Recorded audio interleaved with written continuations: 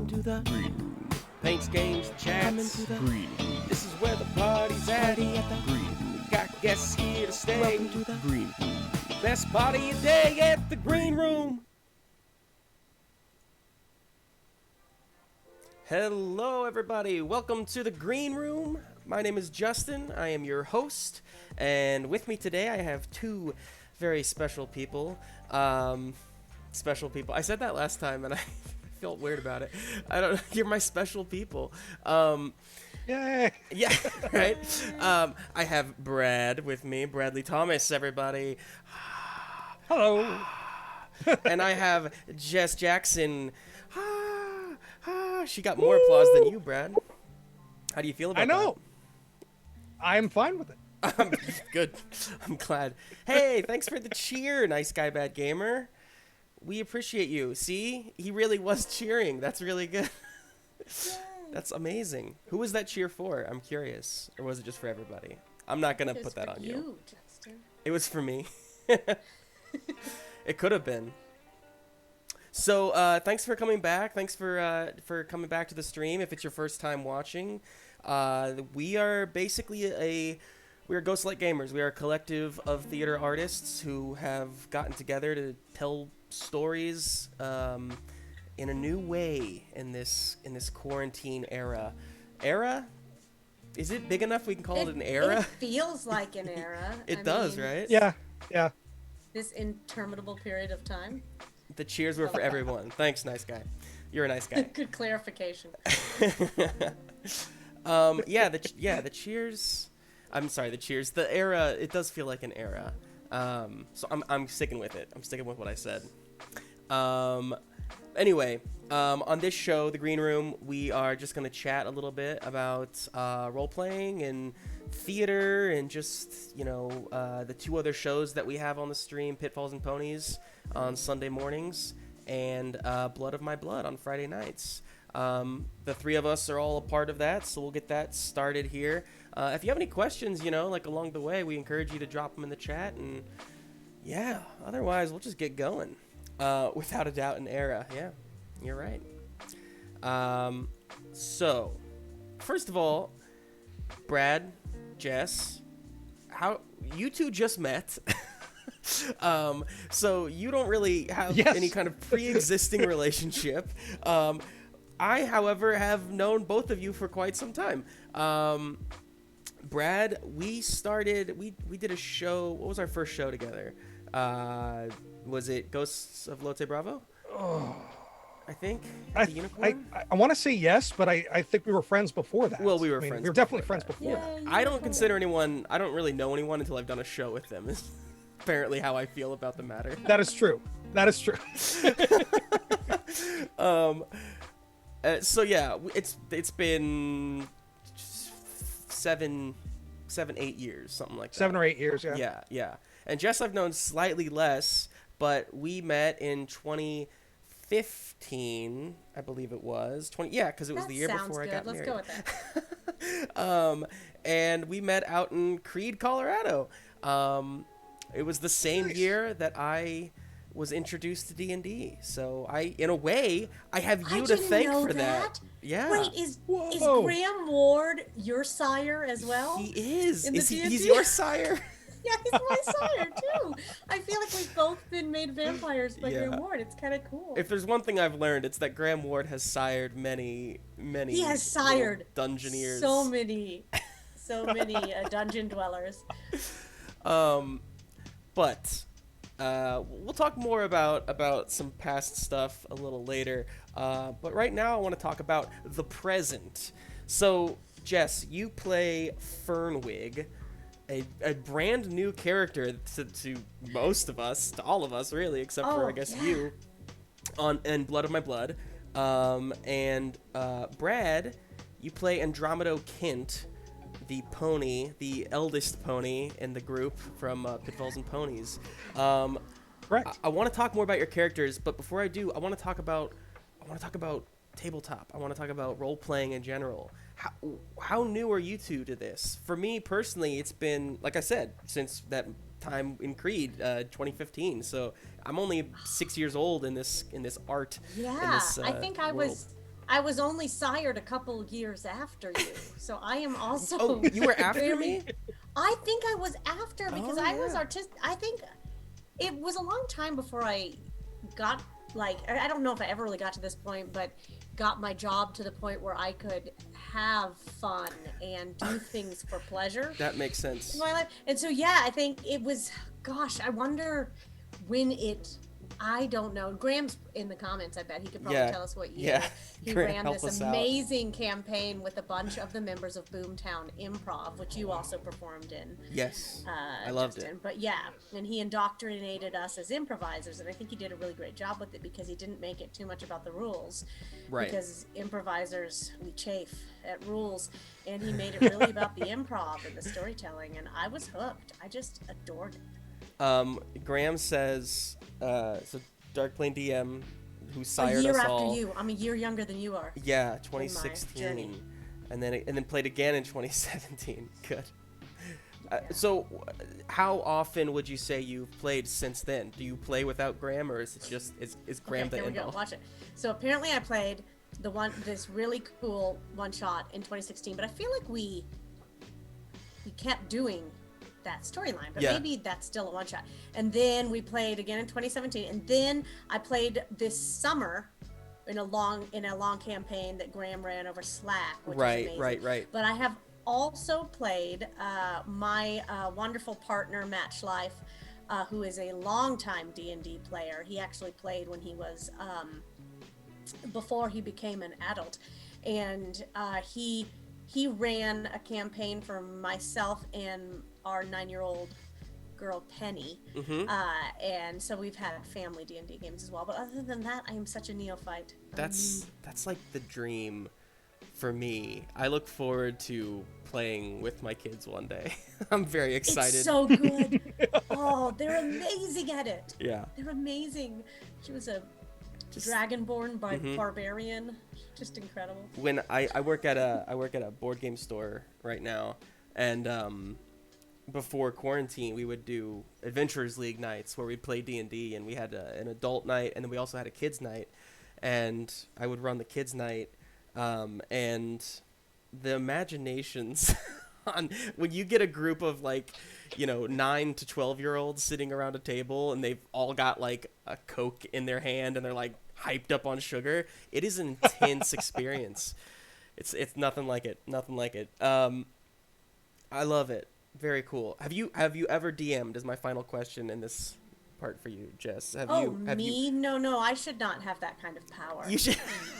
But no. No, why not? Because I would love to. I am not good enough I don't have that deep, brilliant, right in the files inside my head. Sure. Like understanding of the rules that Graham has. I can say some obscure spell and he knows it and can. Yeah. Like, I want to be that level of Sure. awesome. I think I'd be good at playing a lot of interesting non-player characters. Mm-hmm. Or I could rent myself out to good DMs and just be like that happens. Random. That's a thing. Yeah, that's a thing. That's a job. Yes, that's my dream job. It's becoming more popular now, where there's you'll tag team DMs. Like one person kind of does the managerial stuff, and then one person does more of the creative stuff. And obviously both parties feel like that's their strength or whatever, so they have more fun with that. But yeah.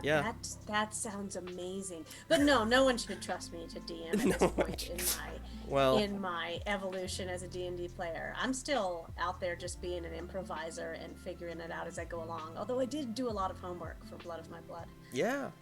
I mean, I don't know if you can see the chat, but people are loving already Fernwig. And I'm very excited to see more about that. So we'll talk about Fernwig in a second, but first I'm going to jump over to Brad.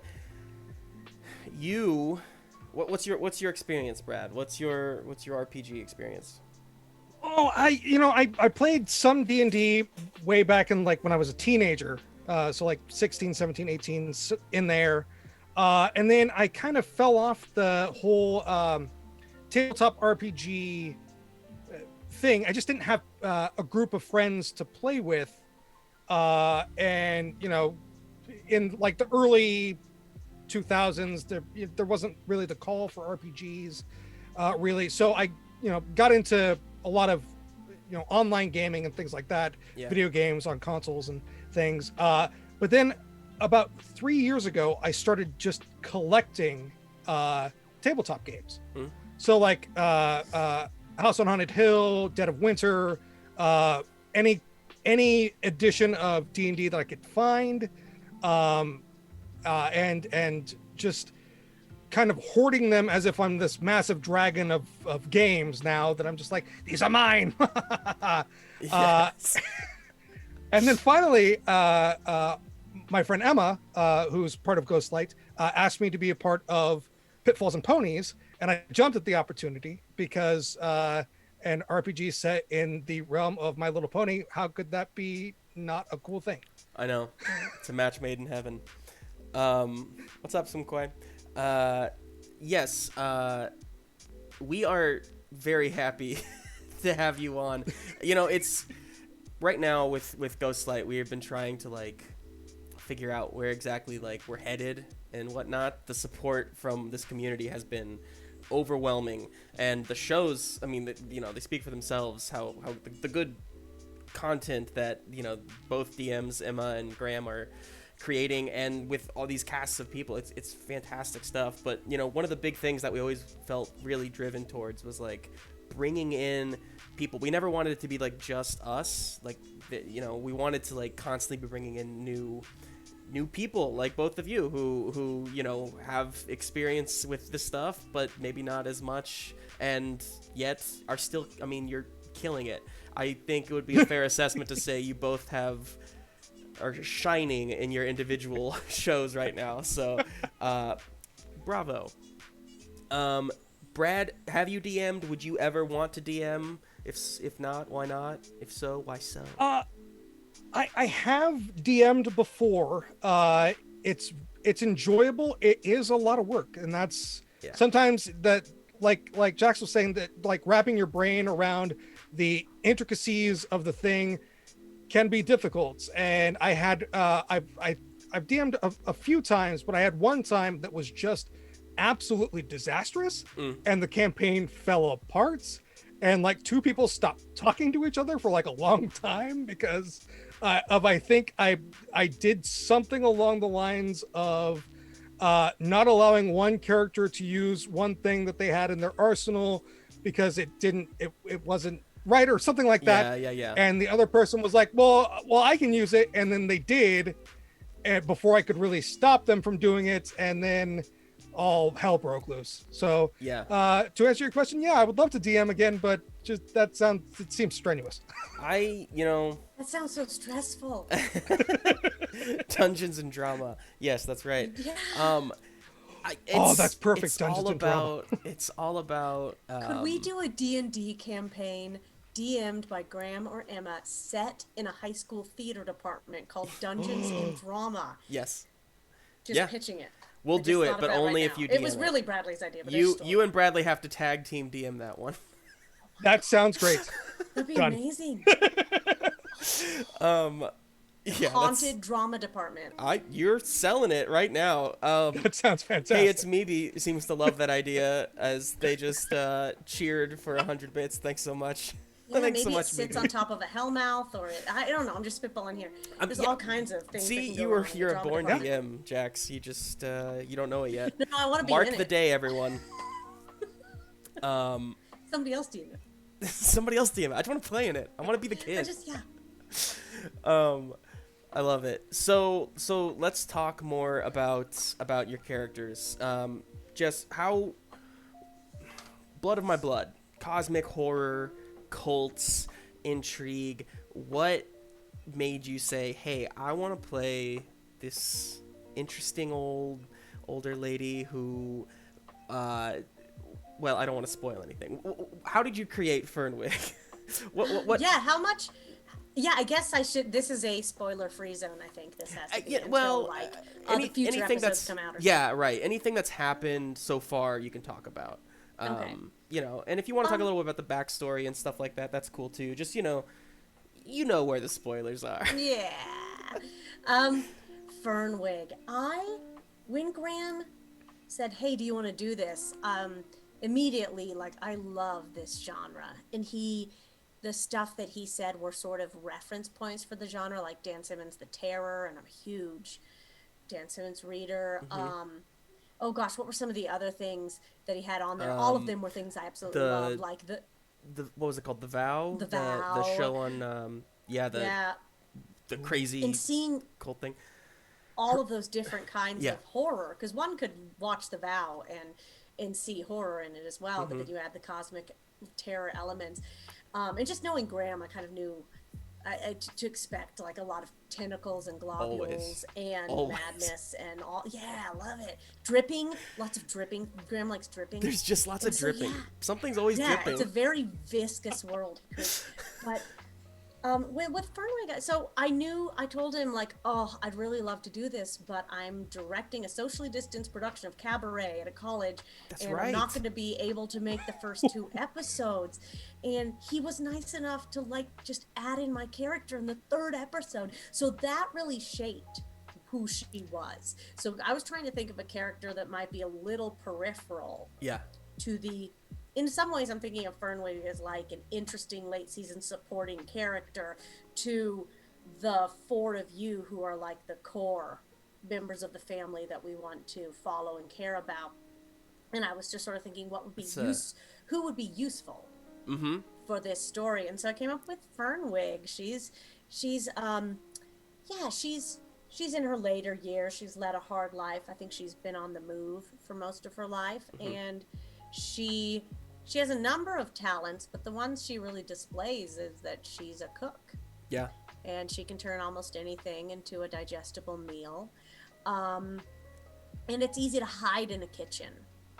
It's easy to be below deck, so as it were. If a person should want to be hiding Yeah. from something terrifying, We hiding in a kitchen is a pretty good place to do it. And Fernwig's crusty. I usually, the past two D&D characters I've played just in various things have had this streak of like plucky optimism Mhm. to them, and I wanted a misanthrope too, Completely. someone who was done with humanity a little bit, or didn't have a lot of trust, Yeah. but had a good heart. Yeah. I think that all reads. I think that all is already reading. I'm serious. And it's what you were saying about like the late edition. It's really interesting to hear you say that too, because like, when I was creating Tiago, I was trying to think of someone who would like, what does the group need? Like, just knowing that we're all like super low level and all of this crazy stuff we're gonna go up against, and I was like, yeah, I think I should go cleric, and I just kind of let that fuel my creation process, really. But I know I am, and I know the chat is very excited to see where Fernwig goes. So exciting. Okay, Brad, is there lots of dripping and pitfalls and ponies? No. Well, now there is. We've gotten to a place that has dripping, but it's not. It doesn't sound nearly as much as Blood of My Blood. Yeah. That does sound viscous, very viscous. I just noticed the Pegasus head behind you. Yes, What right is next that? to Beware of Vampires. Beware of Vampires. Appropriate. Yes. I think that's a This. unicorn. Oh, I'd say It is a Pegasus. unicorn. I just Look, don't. Pitfalls it's and Ponies has embarrassing like for you. messed my brain up. There's so many types of horses. There are. There are. Yeah, There's Earth stallions. We ponies. were just introduced to stallions and earth ponies. Did it just move? It changes color. Oh, sweet. Also, okay, anyway, sorry, I'm distracted now. I'm not sure Justin's okay. Yeah, you guys, I've had a day. So Brad, tell me about Andromeda Kent, because I'm not gonna say Andromeda is my favorite character, but Well, good. You shouldn't, because every I would character never should be your say favorite that. character. I would never say that. But there is something that I love so much about Andromeda. How did you create him? What was that? What was that like for you? It was a very. I wanted to. I was a huge fan of. Well, not a huge fan. I was a fan of the classic My Little Ponies, the ones that were kind of chunky and looked like, you know, they were drawn with marshmallow clouds and everything. And then the new My Little Pony Friendship is Magic started, and their designs were really, really, really great. Reminded me of a lot of like Powerpuff Girls or Dexter's Lab and things like that. So I'm like, okay, cool. I would like to try to find a way to mix those two kind of character designs for a pony, and ended up with a 111-year-old pony who might be much older. We don't know that yet, because he can't remember anything really more than, say, 2 or 3 months in a given period, maybe a year. He is actually a second cousin twice removed from the character of Discord, which is a dragon equus, and one of the main antagonists of seasons 2 and 3, and then becomes kind of an ally to the ponies from then on. But you're not a huge fan, so not a huge. Yeah, you're not a huge fan. Not a huge fan. Yeah. I mean, that's just basic knowledge. That's just basic knowledge. Obviously. And he has been taken on with this group of younger ponies on this quest to the Forgotten Realms in order to save that realm from, as well as the multiverse from its impending disastrous doom. I think. Yeah. There's, I think I figured out what it was that I love about Andromeda, and it's I didn't realize this when I asked you both to be on this week, but you both play the oldest characters of each of your respective groups, and you both have a hint of mystery about each of your characters, maybe more so than the other characters. Fernwig is just by default because she's new and we don't know much about her yet. Andromeda, though, seems to have this mysterious past that we're gonna find out about one day, I hope. And I hope there's just like these mysterious wise characters that we're just like drawn to. It's fantastic how you both have created and then also play that wisdom. Do you think that comes naturally to you both? Do you think you're both just wise people?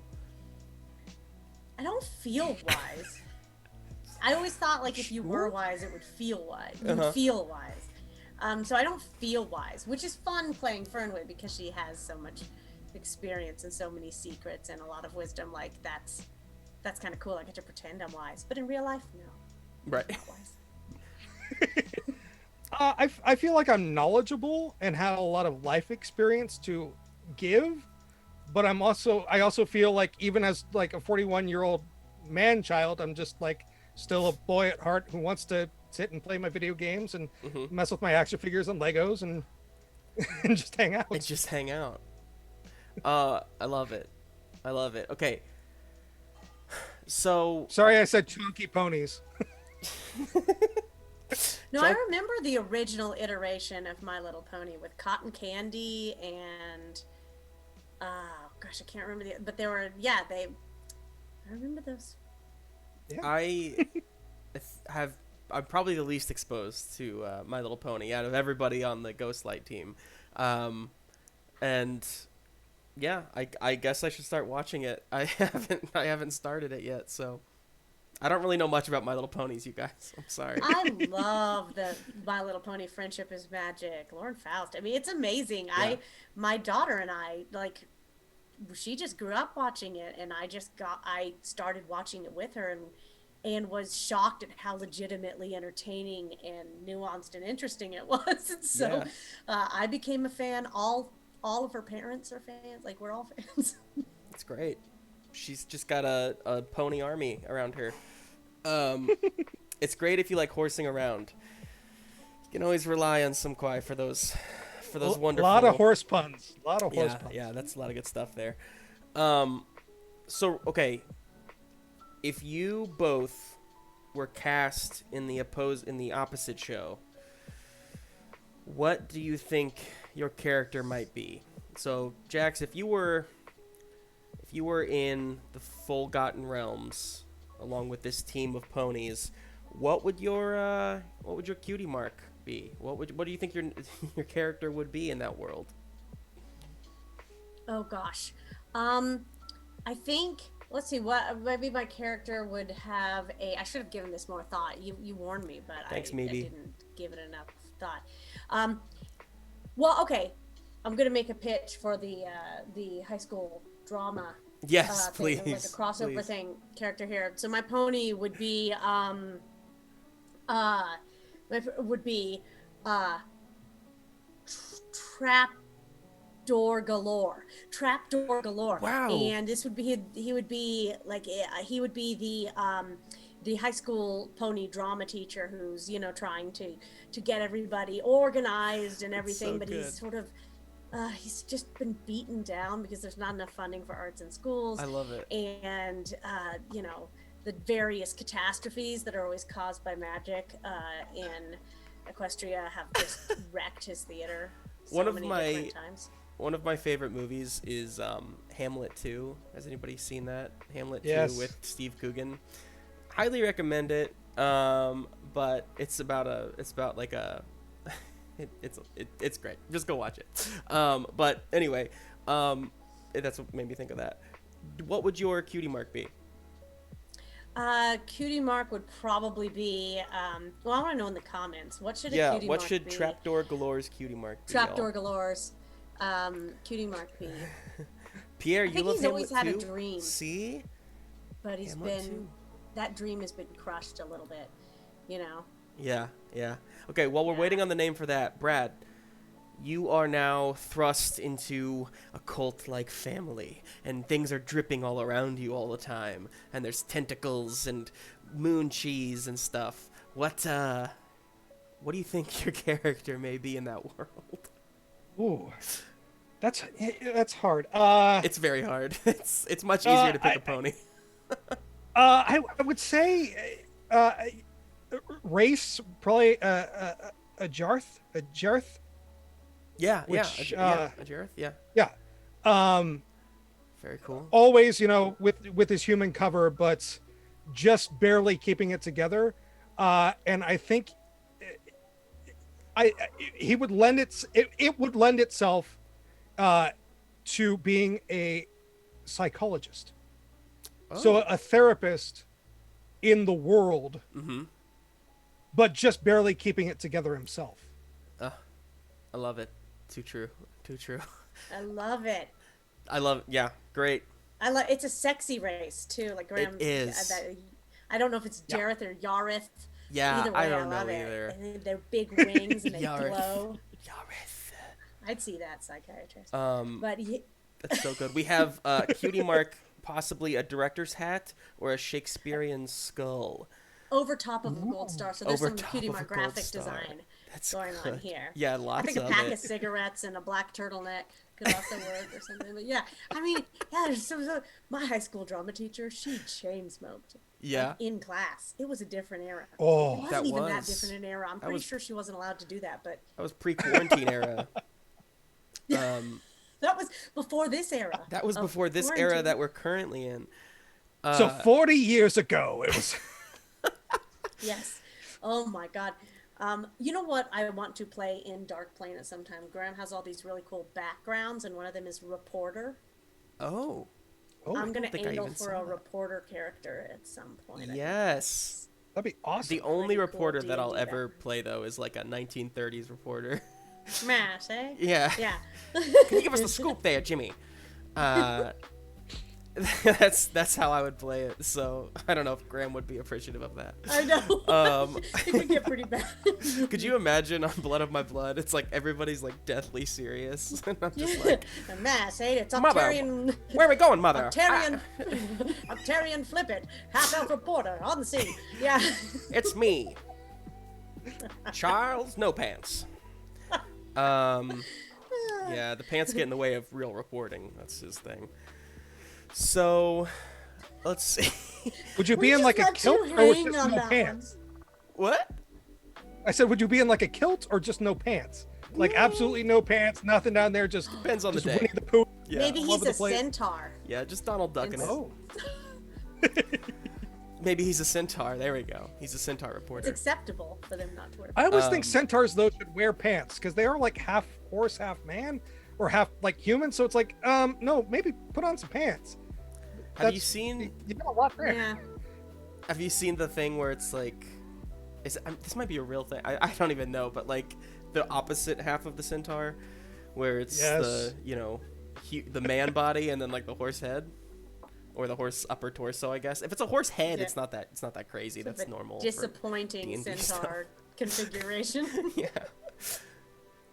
It's like the creepy reverse mermaids. It's it's like fish head, legs, and you're just like, no, please, please no.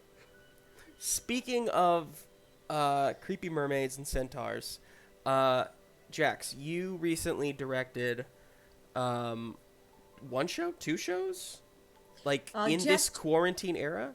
I have directed. I have created and or directed 3 shows during the pandemic, and they've all been socially distanced. Wow. Theater. 2 have been at a college. 1 was a show with the Catamounts, which is a really incredible company in Boulder, Denver area, and it was on a golf course, and the audience rode golf carts around. It was super cool. Like it was like immersed. Like during the show, they were riding golf carts around. That's so cool. They rode from the whole thing took place on a golf course, and we led the audience through in golf carts, and an original script and everything. So it was a really cool and outside the box production. Yeah, and, really I wanna talk more about this because like, one of the big things with Ghostlight, the whole idea of Ghostlight RPGs, we're keeping keeping theater going in a way through new kinds of storytelling and that kind of thing. But, with theater starting to make some sort of a comeback in different ways, I'm just so curious about how people are making it work, And Brad, I mean, we've seen a little bit of this in Kansas City too, like just some really innovative ways of making things happen. And I don't know if you've been a part of any of those, Brad, or if you want to talk about anything that you've had a chance to do or had in this era. During the fall, a location here called the Black Box opened up an outdoor space, like an outdoor venue. All sorts of precautions were taken. Like it was the safest, I think, outdoor space possible. Right. To be. And there were weekly shows. A children's theater here did an outdoor show in a graveyard during the Halloween. Making it both immersive as well as safe is, I think, a goal that we should always strive for, not just during this era, but I think in the future as well, because as actors, we struggle, and theater people and performers in general, we struggle because we have to take into account our health even more so than the show itself. And that shouldn't be the case when so many others, so many other professions, it's not like that, and it shouldn't be like that. Yeah. I mean, the show must go on. It's a great thing, but yeah. What were you saying, Jax? I was just saying the amount of times, like, I felt responsible for having actors perform sick, or myself back when I was acting performed with stupidly high fevers, and just because I just felt like you feel like it's all on you, and that this ethos of the show must go on. I think we've learned so much. I totally agree with Bradley on this. Like, we've learned so much during this time about sort of labor practices, I think, in our industry, which I would put the sick performing stuff under there, and also accessibility. Yeah.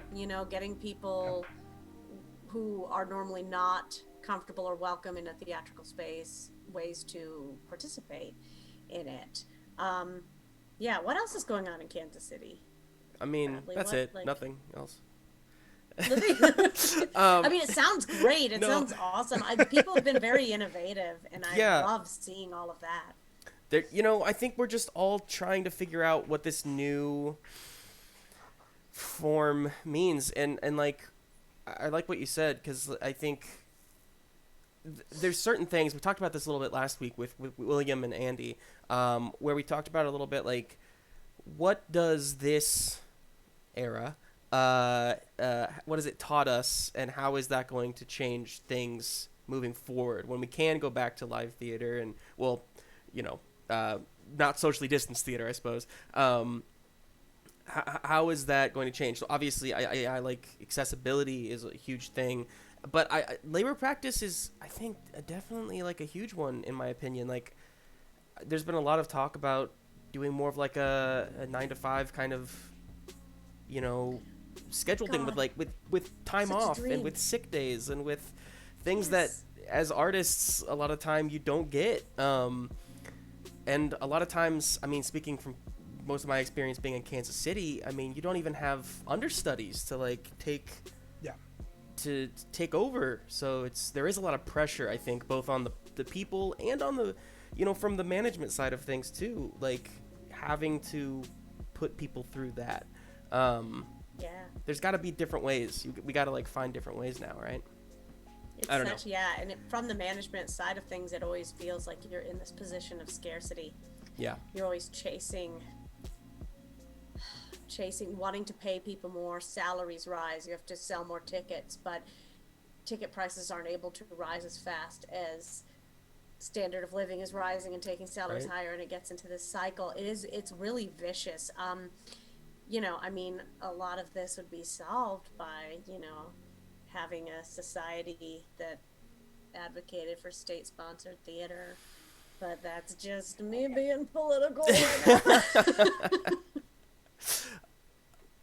Well, and I also think that, like, you know, theaters that offer like pay what you can nights and tickets to you know, having artist discounts and things like that, having more butts in seats after the pandemic, of course, but having that be the goal rather than the forcing of money, I think that mindset should be switched. You know, it should be that you want that this art to be as accessible to as many people as possible.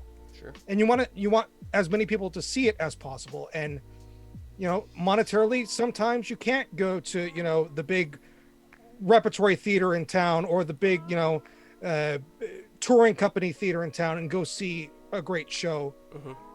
And that's a problem, because a lot of people that would benefit from seeing theater can't or don't see theater because they just can't afford it. Yeah. I love this conversation, but I'm going to pull us, because we have something even more important to do Then solve all of than the solve theater these industry's problems. Yeah, exactly. We have to play a stupid game that I wrote earlier today. So we have to do that. I'm sorry, everyone. I know. It's just, you know, this is more important. Okay. Usually, you know, these games, I try to think of like a current event. Like last week, we did some Read Across America Day trivia, or, you know, like a trending topic of some kind, like, you know, Pokemon 25th anniversary kind of things. I couldn't find, the only stuff I found when I was trying to write the script today was just very sad, depressing stuff. And I was like, Are we gonna play What's Sadder? No. No, I won't put You have to give anybody us two through that. things from the news and be like, which one is sadder? I won't put you through that. But I was thinking, you know, I met both of you, well, in a way, I suppose, but while working with the same actor, our friend Pancho Javier. I love Pancho. Yeah, yeah. Same. So the first, you know, that technically speaking, you know, Jax, you hired me to do that tour first, and that was originally with Pancho, and then Brad, our You first guys show were together. a dream team. You were so funny. Yeah. So funny. And then you came back into the lead in Dirty Rotten Scoundrels and some other stuff. I loved it. Still one of my favorite shows. And Brad, you know, our first show together, as we talked about earlier, was Ghost of Lotte Bravo with our friend Pancho. Yep. So I guess what I'm saying here is it's a small world, right? There's a networking. There's just, I mean, everybody knows everybody in some way. So what I thought might be fun, it may be the opposite of fun. We'll find out, because I didn't really put too much thought into it. I thought we could play a little 6 Degrees of Separation. This is really just going to be gossip about Kansas City theater No, actors? no, Is this it's gonna gossip be out? it's gonna be celebrities. Wow. Celebrities. Wow. Okay, celebrities. Yeah. Okay, cool. Okay. People I thought that we were doing if it. you watch movies, you probably know. Oh yeah, I'm terrible at this. Okay, This is well, gonna be we'll fun. see how I'm good. just I figured awful.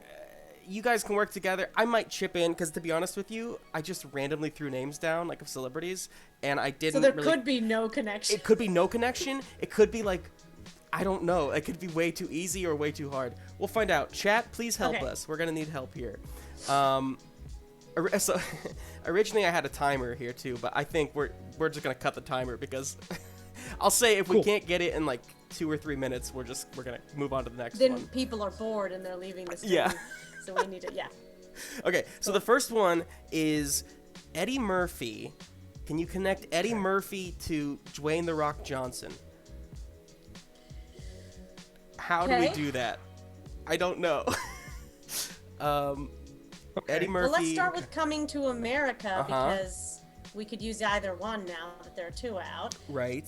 There's lots of people in those. Uh, that movie has people in it It that we does. can connect. James Earl Jones is in that. Correct. So James Earl right. Jones, who is also in Star Wars. Lion King?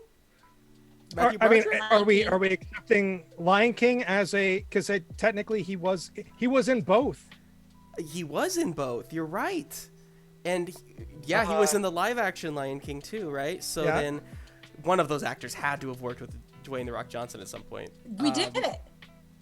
So we're done. So we don't So have we're to done. name the person. This is easy. Oh my god, this is so easy. Do IMDb allowed. another. Oh, by the way, D Lowenthal, thank you so much for the subscription, man. Appreciate that. Love you.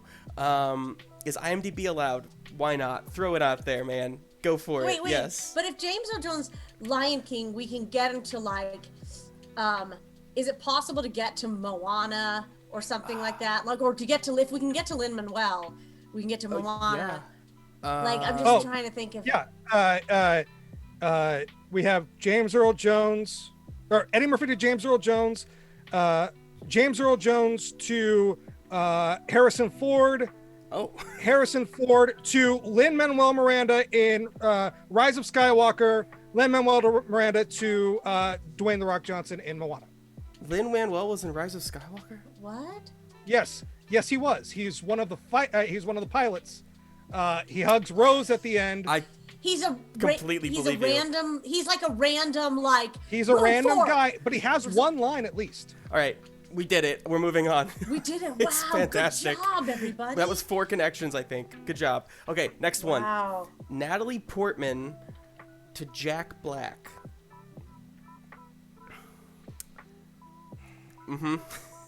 Okay, We could do this. let's do. Oh, I don't want to go through Braff. That seems like a dead end. I like Pierre's idea of just connecting everything back to Disney, because everybody's done a Disney movie. Everybody's done a Disney movie. Okay, we could do. Oh, it's he's just one got more it. step. You connect Dwayne "The Rock" Johnson to Jack Black in Jumanji, and you just follow the trail back to James Earl Jones through Through Star Wars. Harrison Ford. Yeah. Through Star Wars. into. But was Harrison Ford ever in the same movie as Natalie Portman though? Oh, wait. Chat's got it going on here. The answer is Star Wars. Oh, Liam Neeson to everyone in Love Actually. Yeah. That works. That's true. And then Love Actually, Wait, how do we get to Jack Black? One Was of he in them that? I don't remember that. worked movie. with Jack Black. Yeah, everyone was in Love Actually, and Jack honestly- Black has worked with a lot of people. Yeah, wasn't Alan Rickman and Nacho Libre? Come on. Yeah. What's up? Yeah. Jude Law? Is Jude Law in Love Actually? Yes. No. Wait, no. Colin No. Firth. Is he? We have Colin Firth, The Holiday. Hugh Grant. Bill Nye. Get connected to the Bill Nye. holiday. Thanks, Deanna. Deanna came up with one. Yeah, I think so. God, Connect Jack I am Black not to the good holiday. at this game. Yeah. Who's the woman in that? This is not entertaining for anybody. This is Chat, you you have just asked- created. Did you You take out chat. the You trash? just asked if Eddie Murphy was in anything with Kevin Hart. Was Kevin Hart in Dolomite? I don't know. That's the You know last what? one. We gotta focus. No, Justin, sorry. let's do this. Let's do this again, but we can only connect people, real actors in fictional movies. Real actors in fictional movies. Yeah. Oh, Yeah, wow, so holy give crap. us two actors. Give us two actors. Okay. See, I'm gonna be much better at this. Okay. So then, how about Chris Evans and Emily Blunt? Okay. Chris Evans Mm-hmm. was in a little known movie when he was a child with Yeah. Chris Farley. Okay.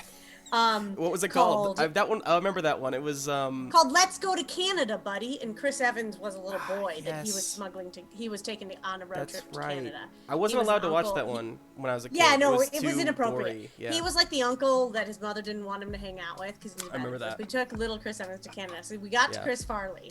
Who are we trying to get to again? I forgot. Emily Blunt. Chris Evans to Emily Emily Blunt. Blunt. So now Chris Farley, Bradley, what was the movie that Chris Farley Yeah, remember that one? did with John Krasinski? Chris Do you remember that? Farley. Oh. John Krasinski was also Yeah. a child. It was that indie one called Shoe Farts. Yes, shoe farts. It was all about when you're walking in your heels, make that farty sound. It's he And there was thinks a- it's his there was shoes that doing it, song. and it's John's. See you later, And D-Lo and so Tall. it- Thank you. Keep going. Oh, are we losing people? No. With this? I'm sorry about Shoe Farts. he had a pre-planned. Yeah. Yeah. And it was really surprising in Shoe Farts was one of those movies that had like that one musical number in it. Shoe Yeah. farts, ooh, they gonna make the noise. Shoe farts, yeah, ooh. you. Don't mix them wearing with all your these toys. Yeah, Shoe perfect. farts. Ooh, for all the girls and boys. Shoe farts. Guys, we did it. That was fantastic. We did it. I think we have time for John one Krasinski more. and Emily Blunt in A One Quiet more. Place. Let's do. This one's pretty obvious. I think Morgan Are we Freeman. doing fictional movies or Or or real one? Because I'm only good at one of let's. them. I know, right? Let's try. Let's try one more reel because I feel like we lost the audience with our improv. Yeah. This is what I'm here for. Is to Morgan to drive Freeman, people from your just to derail the show. Morgan Freeman to Sandra Bullock. Ooh. So Sandra Bullock was in Gravity with George Clooney, George Clooney. Yeah. and George Clooney was in with Ocean's 11. Everything. Ooh, Ocean's 11. Brad Pitt. Seven. Brad Pitt. Seven. Morgan Freeman. Yeah. Yeah. Well, Solved well my own done, riddle. Justin. You just got us. Do there. another one. Do another one. Okay. Let's do one more. Can you do a one between an actor and somebody who isn't an actor? Like, can we Yeah, connect I will pick former President Jimmy Carter with... to Sir Patrick Stewart. Yes. Yes. Yeah. Why don't you take the reins on that one, Jax? Okay. Jimmy Carter was a peanut farmer. Okay. Peanuts. Peanuts Before he became go president. in Kung Pao Chicken. Yeah. Peanuts And- go in Kung Pao Chicken. Yep. And And Kung Kung Pao Pao. Chicken. There's a chicken Yeah. in Moana. There is a chicken in Moana. Brad hates this. I was just like, the chicken goes in your mouth, and then a mouth is on Patrick Stewart, and I think that's the connection. He has a Who mouth. did it? When Guys. he played Professor X, he had a mouth. All of this is just we could go through body parts. Everybody has a mouth. Those were the answers. Some of the creatures in It was in right Blood of under White our Wolf nose the whole time. Oh, snap. We did it. We succeeded. This We're so this good show at has been a this. success. Oh, gee, gosh, I'm glad we didn't play Which One is Sadder. This Somehow one was we way have more fun. we have more No, viewers this, than this, we did before. That's what we so did. That's what we did. We just succeeded. played Which One is Sadder, and So we and did this was play it. Which One is Sadder. This was Good Which to One know. is Sadder, yeah. Well, I think we need to take a break and go get some water. So, I want to thank you both for being my guests tonight. I look forward to having you back on. Wait, there's a website that does this for you? Oh, we could have just cheated Thanks, and nice read guy. it. Thanks, thank you for that. I wanna. You both are fantastic, and I look forward to having you back on again. It's called oracleofbacon.org. Oh, that makes sense because it's the Kevin Bacon, yeah. I should have just done Kevin Bacon with each one, and then that would have been easier. Anyway, so yes, I would love to have you all back on anytime. We could do more of just making up. Even after what we just did to your show? Yeah, well, we'll talk. I mean, I'm really the main culprit, so I apologize. Just threw us off of a cliff there. But Jax, you people can find you on Friday nights along with me in Blood of My Blood, which is at 8:00 Central Standard Time, and things are heating up. Things are getting bloody and drippy over there. Episode 3 was like all action. I'm looking forward to a little dialogue in a lifeboat. Me too. I am looking forward to not being on the brink of death. Yeah. Oh, you're poor Tiago. He's still a pup. Spoilers. And ooh, it's me. Hey, it's Maybe. Really liked Blood of My Blood. So thank you so much. Thank you, Maybe.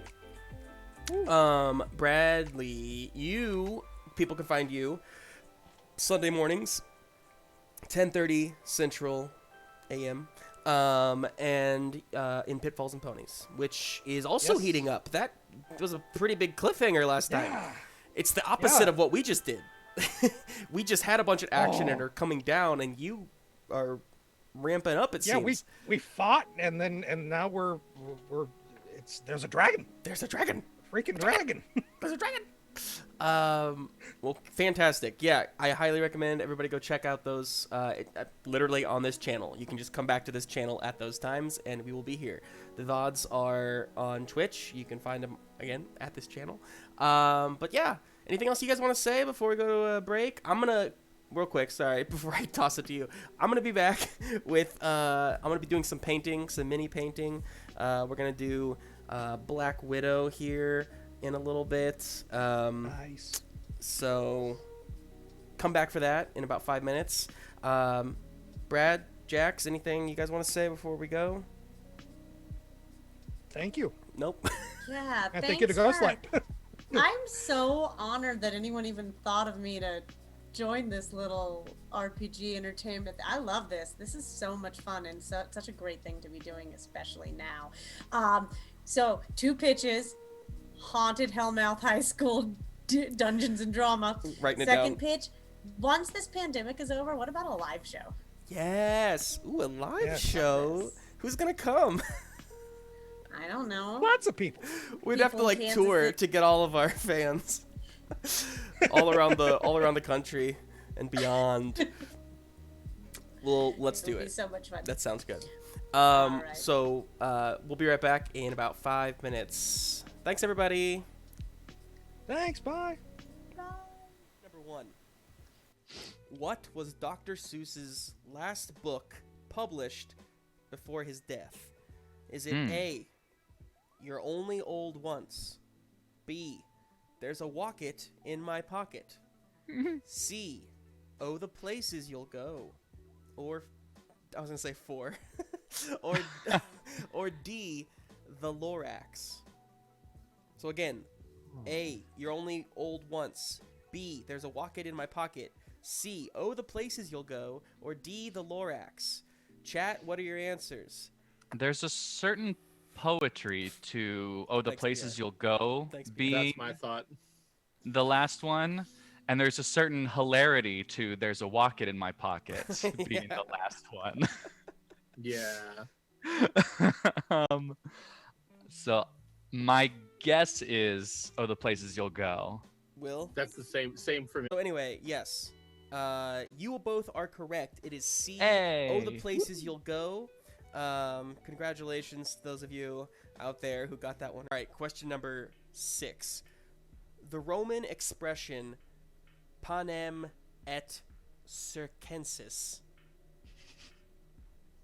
heavily influenced what book series? I'm going to say that again. Panem et circenses. Okay, let's see how good your Latin is, guys.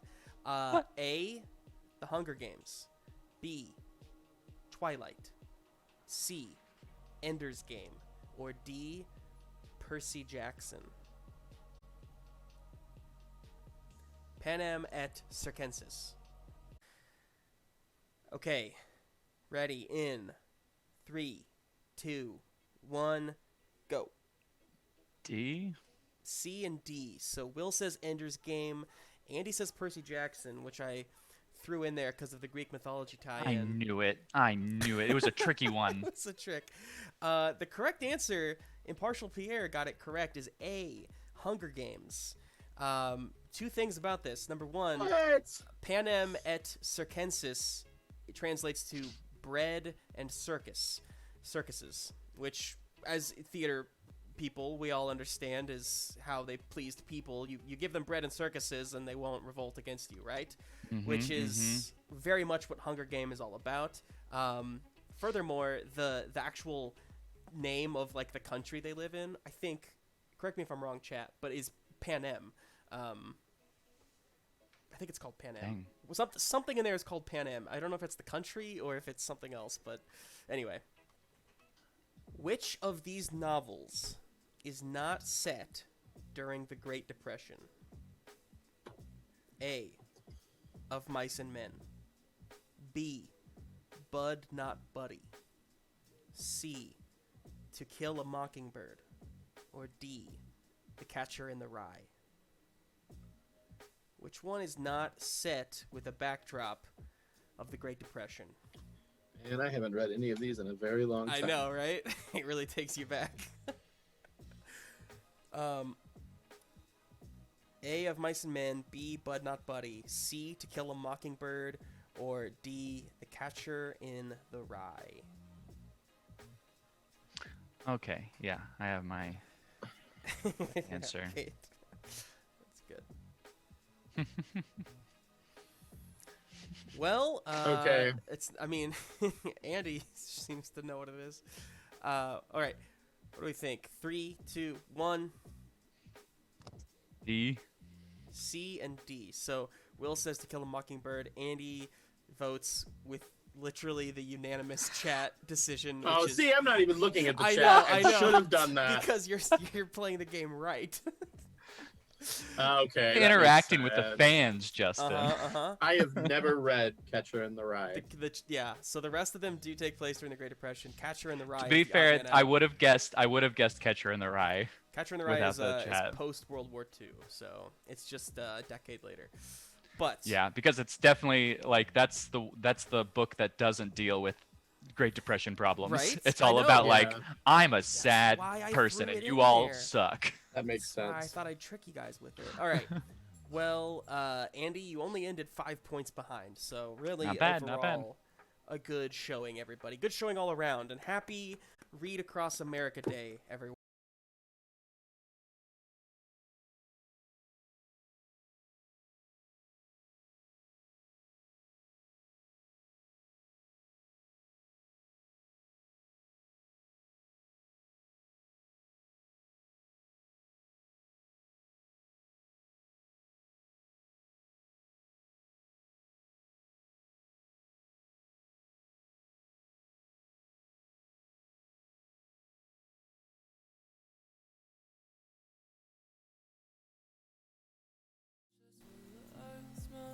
Welcome back, everybody. Thanks for sticking around, as always. Really appreciate that. We're going to have some fun painting tonight. I'm excited. I'm excited for this one. It's got some good pops of color.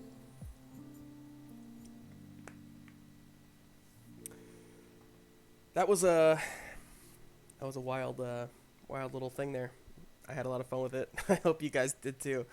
Jax, Brad, they're great people. I'm very happy that we had them on tonight. Pierre, I love you. I'm so glad. Yeah, like even the thought of a live show is just so cool. Just so cool to even think about. Like, we're far from that, but it'd be sick. You just rent out like a little, like room somewhere and just like chill all with people in the same place. I don't even care if they're there to see us, just like hang out with people. That'd be great. Be great. Who we talking about?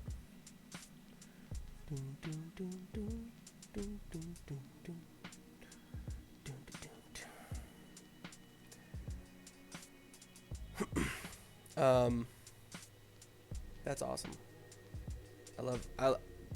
Traveling is my top 5 favorite things to do for real. You know, my wife and I, like, we were planning on a Europe trip before quarantine stuff, and now it's like, who knows when we'll get to Europe again. But I mean, again, I went to Europe when I was a baby child. I was like 18 months old, and I saw everything, and of course I don't remember it, so it's like, I tell people I've been to Europe to sound cultured. So tonight we're going to be painting Black Widow. Let's switch over to the paint screen. Dun dun dun. Sick. So, stretch the fingers. It's always important when you're painting, everyone. You gotta stretch them phalanges.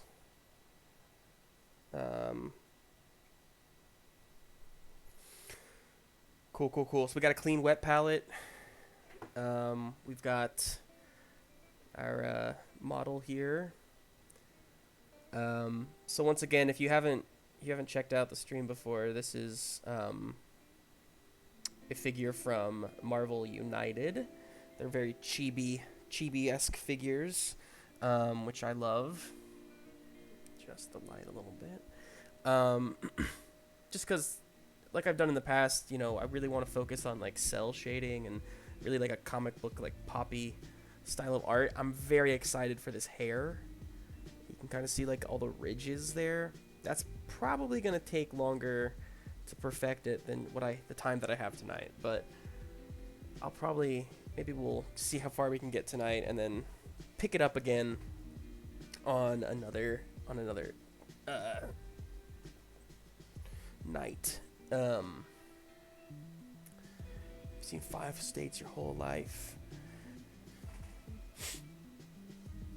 Yeah. I've been lucky enough. I've done a lot of traveling within the U.S. I have.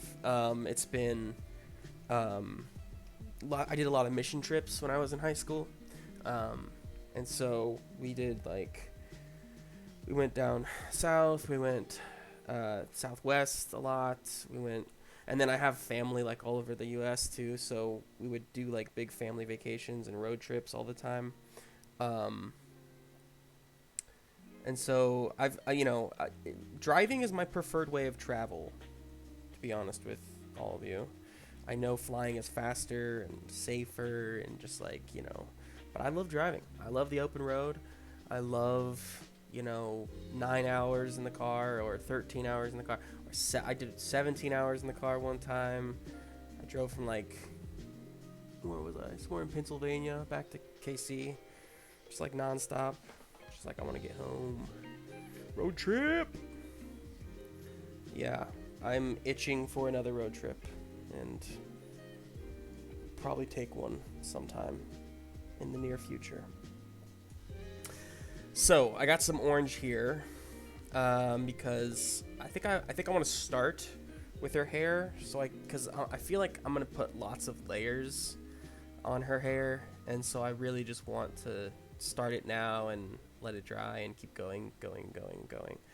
But I want to start with a darker color than this. But I got some orange in there as kind of like a, she's got pretty orangish hair. I'm gonna mix it with some brown though. Brown. Ugh.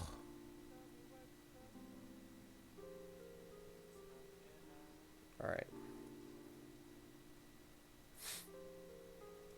Let's do a little more orange. Because I'm going to mix these bad boys together. Let's get an old brush to mix here. you. I choose you. Anybody else? What's everybody else's favorite method of traveling? Cruise ship.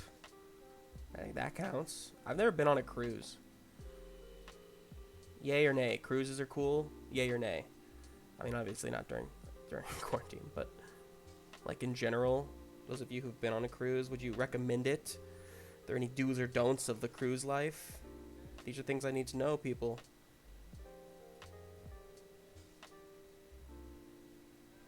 I think I need a darker brown. Gotta shake your paints. Shake, shake, shake your paints.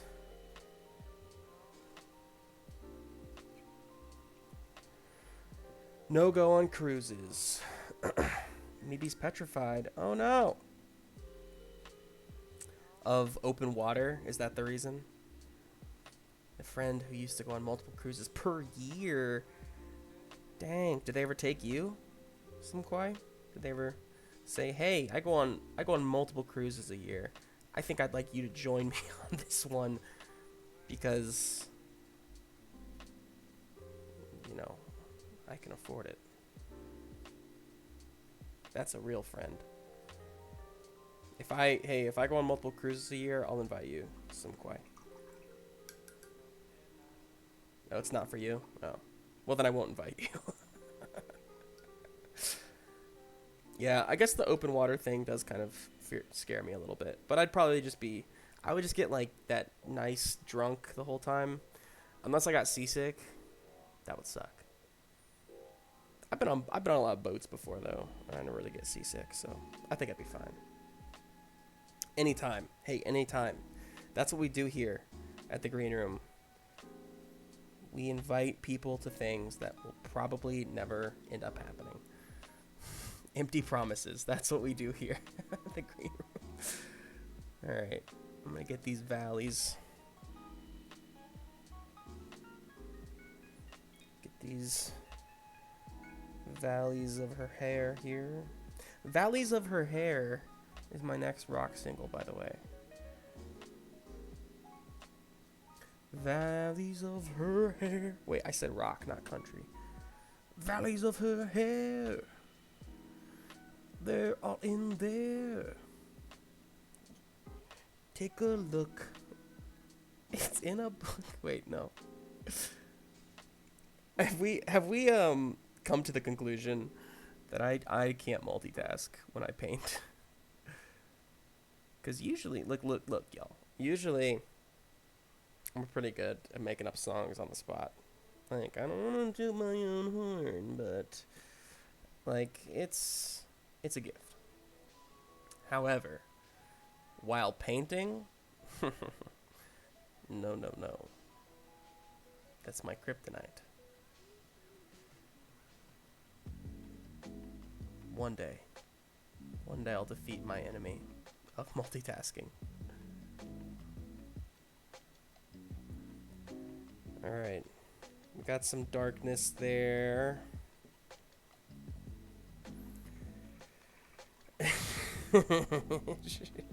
I missed a lot of this conversation. You get seasick bad. You did? Oh my gosh. That's sad. In-laws. Ghostlight RPGs, your in-laws? Just your collective in-laws? Royal Caribbean credit card, and they buy everything? Does that mean they get points? Do you get points for that kind of stuff, I assume? And then you use those points to go on more trips, to get more points, to do more trips. It's a never-ending cycle. It never ends. That's okay.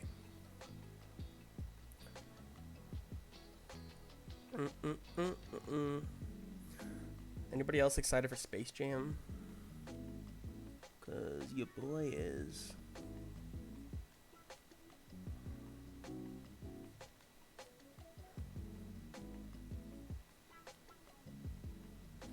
You guys all really know how to travel well, and I love that. Or you know people who travel well, I should say.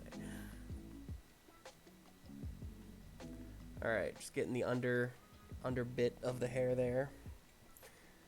Yeah, that Space Jam. Was I the only one who was like, if they ever make a Space Jam sequel, they're gonna do it, it's gonna be a different sport. It's gonna be like soccer, like football soccer. I've been calling soccer football a lot lately because I've been watching Ted Lasso, which okay, hang on. This deserves a put that down for a moment. Ted Lasso is a chef's kiss of a gift of a show. And everyone, you deserve to give yourself the gift that is watching it. I highly, highly, highly, highly recommend it. That's all. Anyway, I love that. Yeah, it's still up. What does that mean? I don't know what that means. There was like an old website you could watch it on. Am I dating myself to being too young? Like I just watched it on VHS, so yeah. Like I think I just treated it like the Air Bud movies. It's like every one was like a different sport.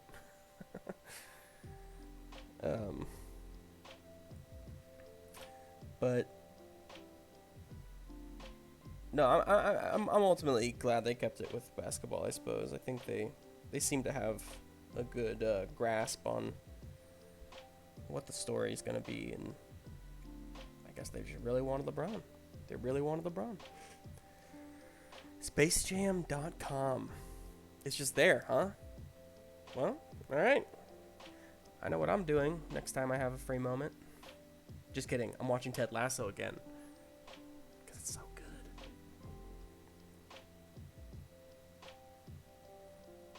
What else is coming out soon? The Snyder Cut. Oh. You know what? Here's the thing. I really don't care about the Snyder Cut. I'm going to watch it. It may be good. It's like, I don't know. Most DC movies, I'm actually kind of like, okay, I'll go see that. Looks pretty cool. This one, I'm just like, I don't know. Yeah, I don't know. The fifth person, only the fifth? Well, you need better people in your life if I'm only the fifth person to tell you to go watch Ted Lasso, because that show, my friend, is... Well, we've already gone over this. I'm not going to repeat myself. You know what you need to do. Oh, you know. All right, so we're starting to mix a little bit with the hair. Starting to get a little more of like a burnt... What color is this? A burnt auburn. A sun-kissed apple. No, wait. A radiant sunflower. That'd be yellow. Justin, you idiot. Know your colors.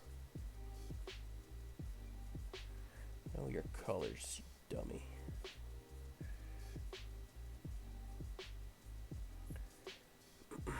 I'm the first to tell you about it, Pierre. Well, let me be the last, because, well, no, wait, hang on. That doesn't make sense. Let me tell you more about it. It stars KC Superstar, and by KC I mean Kansas City.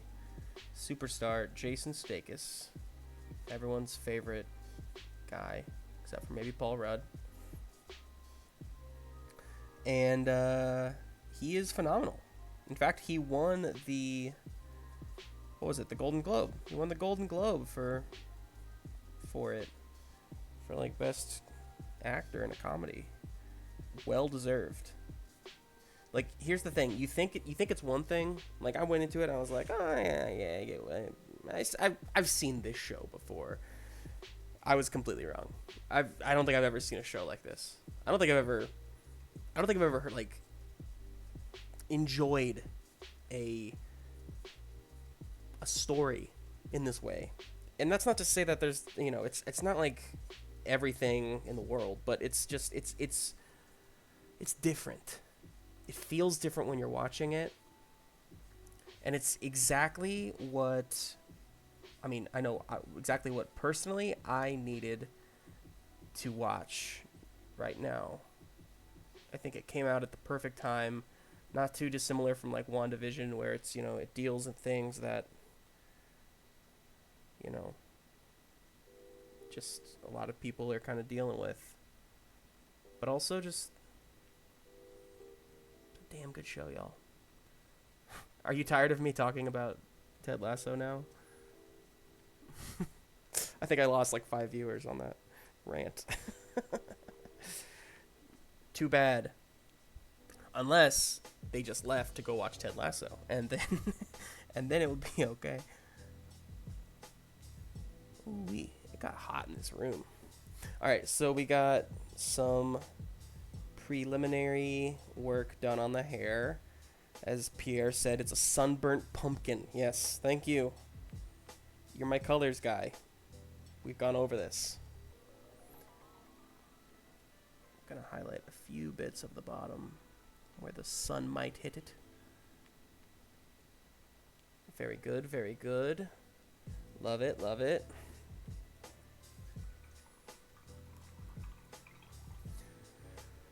Wet your brush, shut your tush, wet your brush.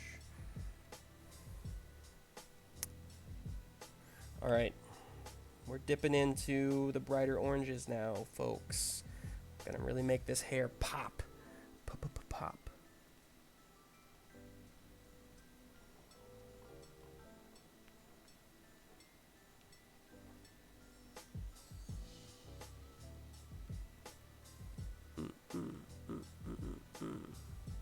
Alright, you know what?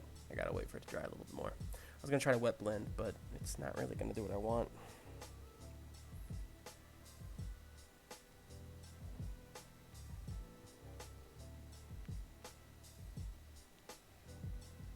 Did I watch the last episode of WandaVision? Yes, I did. Yes, I did. And I won't give any spoilers, so don't worry about that. I would highly recommend everybody go check out WandaVision after you watch Ted Lasso. It's fantastic. Fantastic show. Marvel's first run at a Disney Plus show, and I think they stuck the landing quite well.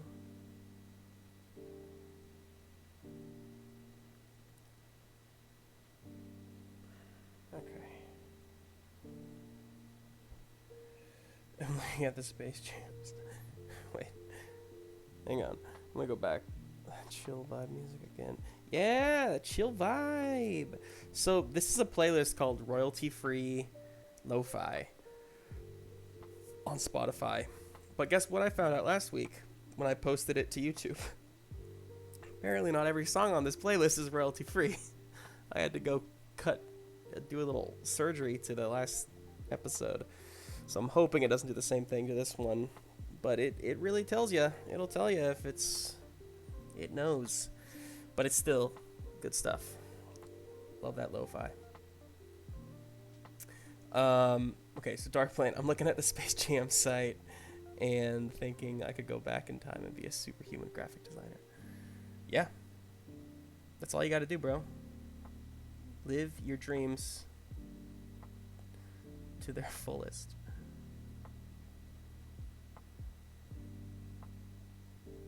You could be what you want to be. Alright. You can already see that. Okay, so not bad, not bad. It looks yellowish, but that's just because of the glare. It's not bad.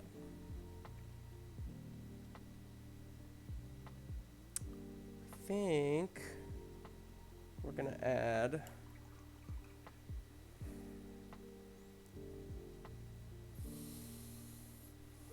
a touch of what? Touch of some red. Just a titch. Just a titch. You know what they say? You got to touch it. You got to do a titch of the red. That's really bad. I apologize if I offend anybody out there with my really bad dialects. That's why I just do Brooklyn or Sean Connery for every character in D&D. Because can't do much else.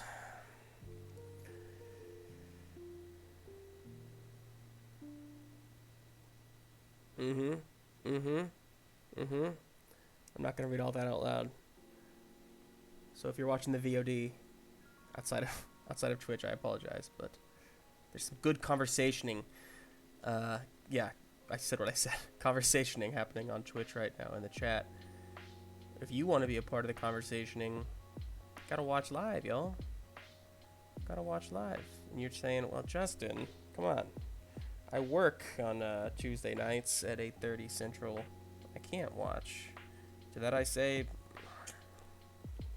get a new job, you know? I mean, what's more important? You want to be part of that chat? You want to know the crazy stuff they're talking about right now? You gotta fix those priorities, people. Yeah, exactly. Meeby gets it. Okay, I'm gonna leave the hair alone for a second. Like I said, I wanted to let it dry. Come back to it. That's the emote. Hey, I want to ask y'all. So, a lot of you know with the subscriptions come emotes. We as Ghostlight are we're amping up to make ours. We promise. Those of you who have subscribed already, they're coming. They're coming. Art takes time, but we've got some really fun ones, and I'm very excited. I won't spoil what they are yet, but those of you who have subscribed, you know, gonna get access to those. But I want your opinion, those of you watching, because y'all my people here. What, you know, we want to make some emotes that kind of, reference the different shows on this channel, you know, so everybody gets a little love. Cheesy face on fire. Possibly one of them. There it is. You found it already. What the hell is that? What is that? Why is that cheesy face on fire? That's good. What would be a good emote that would like symbolize what the green room is? Because, you know, I think we have some solid decisions from Blood of My Blood, from Pitfalls and Ponies, and beyond. But, you know, like, what would be a good emote for that sums up the green room? I was thinking maybe like a paintbrush or something like that. Perchance to dream. All right. We got some skin coming. Wait, do I want to do skin yet? Yeah, I do. Some Bob Ross shit. Am I legally allowed to make a Bob Ross emote?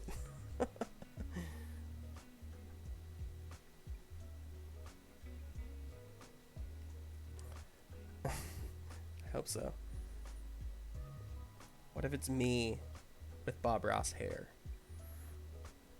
Is that dumb? And a paintbrush in my hand.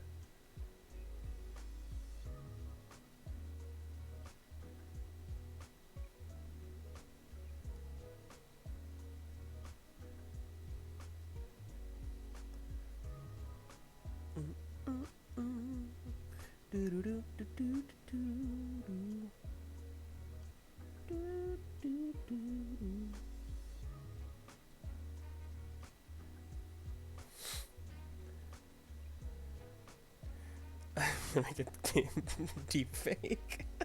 Yes, make a Bob Ross deep fake with my face on it and a happy little squirrel. That's good. Instead of a happy little squirrel, can I have like my dog Ivy, just a little Pomeranian?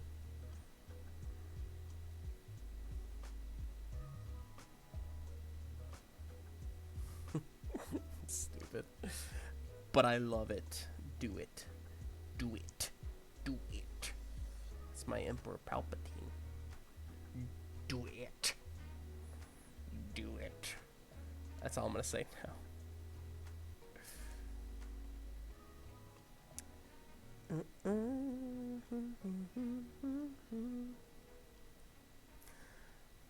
Look at this scary doll face I've painted. That's a moment. That's a moment we just had. Share it with your friends.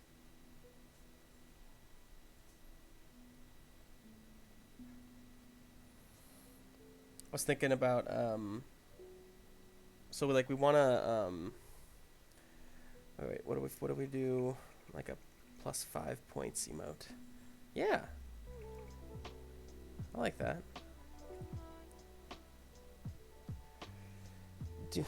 Yeah, have Rebecca do me singing open mouth with musical notes.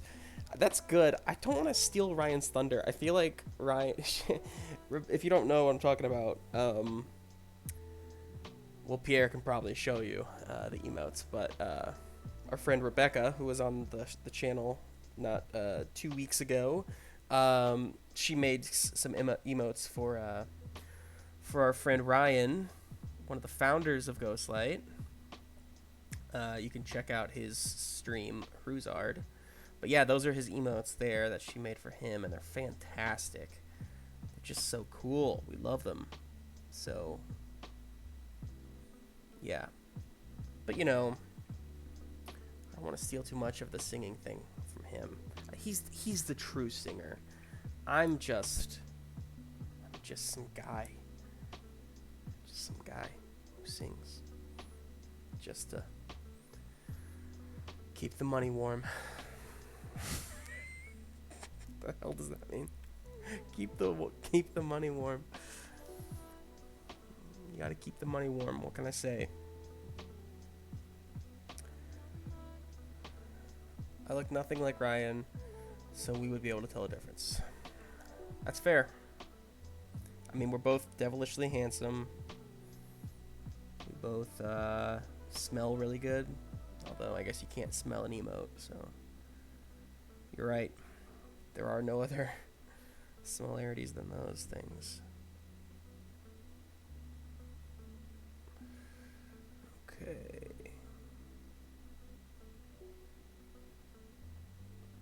Well, skin and hair are, I mean, you know, pretty much done. I don't want to say done, but they're the first round is done. And Pierre, I have the same problem. I have a really big phone. I'm using it right now as a camera, right there. That's what you're looking through. But even with my big phone, it doesn't really like my fingers. So I get it. I get you. Ooh, I get you. I get what you're talking about. Alright, I think I'm just gonna go, like, cover this whole uniform in black, and then go back through and detail it. But for the most part, I mean, her name is Black Widow.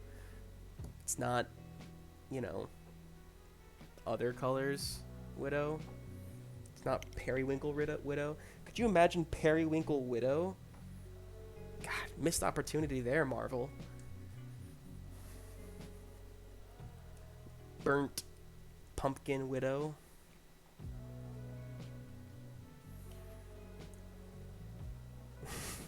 Now I'm just thinking of alternate superheroes.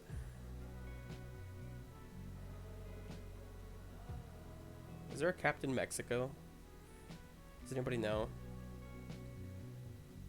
Because if not, should be. Say what 5 times fast? Which one? Burnt Auburn Widow. No, Burnt Pumpkin Widow, Burnt Pumpkin Widow, Burnt Pumpkin Widow, Burnt Pumpkin Widow, Burnt Pumpkin Widow. That one. Or Periwinkle Widow, Periwinkle Widow, Periwinkle Widow, Periwinkle Widow, Periwinkle Widow. I did it. Guys, I'm a badass.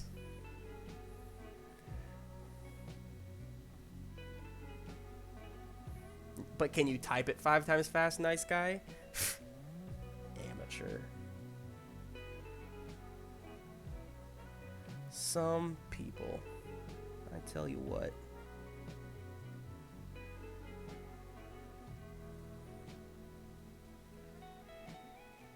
Yeah, this music does rock. And by rock, I mean chill. It chills.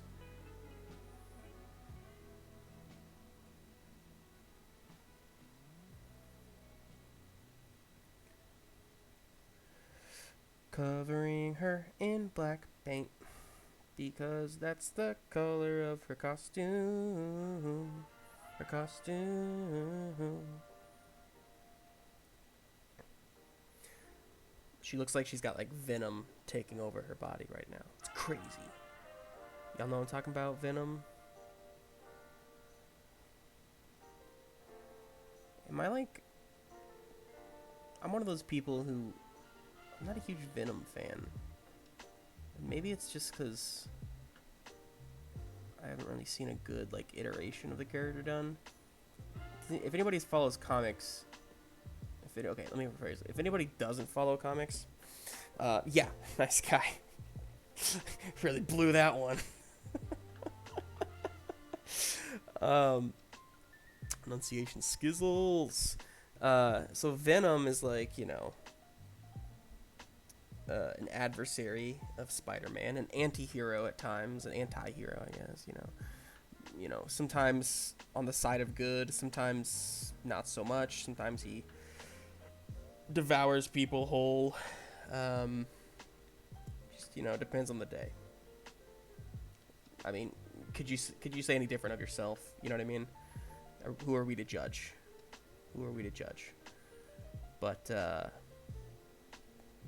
But yeah, Venom, you know, a lot of the time, his persona is Eddie Brock, who is well, he goes through quite a journey, Eddie Brock, but mainly he's a reporter who kind of sucked at first and like tried to get Peter Parker fired. And why am I talking about this right now? I don't remember why I started this conversation, but I guess what I was trying to say was my favorite Venom is when Flash Thompson becomes Venom. So Flash Thompson is the iconic school bully to Peter Parker, you know, just relentlessly bullies the kid. And then, but he's a huge fan of Spider-Man, right? He's like, he wants to be a hero, so then he goes off to war, and he becomes a soldier. And when he goes over there, he, not really a spoiler, I mean, I guess it kind of is, but I don't know if anybody really is preparing themselves to read Marvel Comics from 10 years ago. But you've been warned. Flash Thompson goes to war, and then he gets his legs, you know, well, blown off, I guess is the way to say it. I was trying to think of a more polite term. But yeah, he loses his legs, and so he comes back, and, you know, anyway, at this time, Eddie Brock has like left, or he's been arrested, or I forget exactly what happened, but point is, the Venom symbiote is taken by the U.S. government, and they decide to try it experimentally, I think, with like Flash, or maybe it just bonds with him because he's got like a good heart or something. I don't know why it is, but point is, he becomes Agent Venom, and he looks so cool. I love it. I love the Agent Venom stuff. It's so good. What am I missing over here? What's happening? You liked Venom more when you were a child? Yeah, he's a little shallow, you know. ECAT Carter, thanks. Sorry I missed it. I hope you have a good night. I'll check my Facebook messages. Thank you. I'll do that right now. Right away.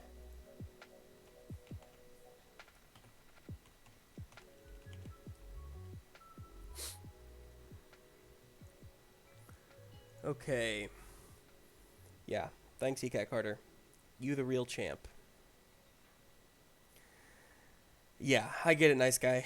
That's the thing is like, so Marvel in general is hang on.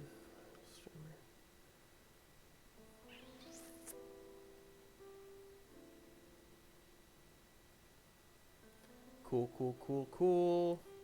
Nice. ECAT Carter coming through, giving us some good raid options after the stream. I'll let you guys decide where we go.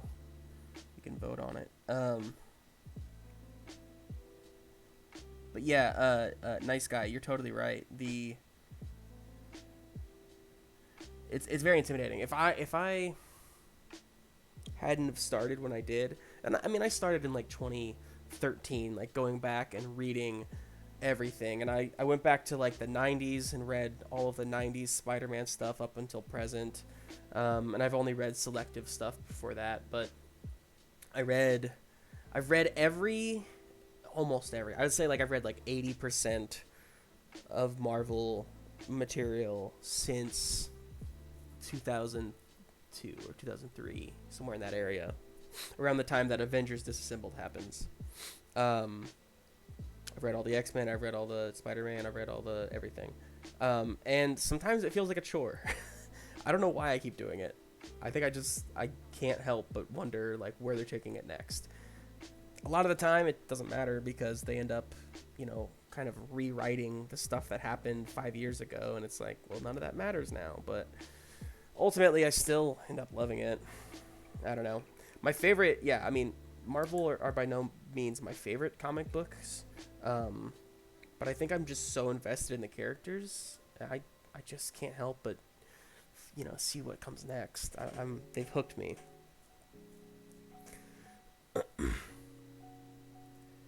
Yeah, Dark Plane.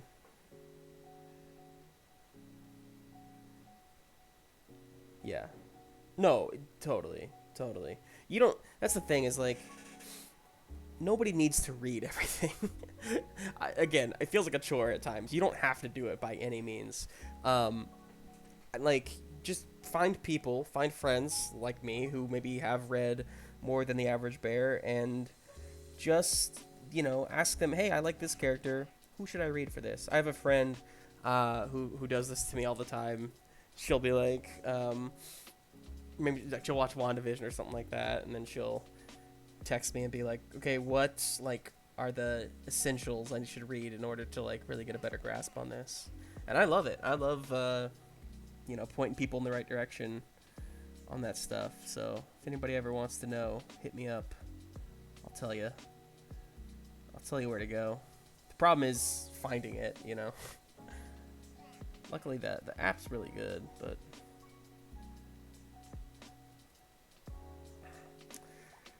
oh yeah, individual arcs, yeah, for sure. You know, when you think about Marvel, thinking about like the big events where it's like, you know, 12 issues of everybody's involved. They do those like once a year, maybe twice a year sometimes. Those are the things that I encourage people to read, because that's really where you're getting the most content and the most excitement, and it feels like a whole world-changing thing. So, ooh, nice guy. Thanks so much for the bits. Appreciate that. And maybe, I guess, did I miss a bit from you? I don't know. Anyway, thanks for the bits, y'all. Appreciate you. Comic historian.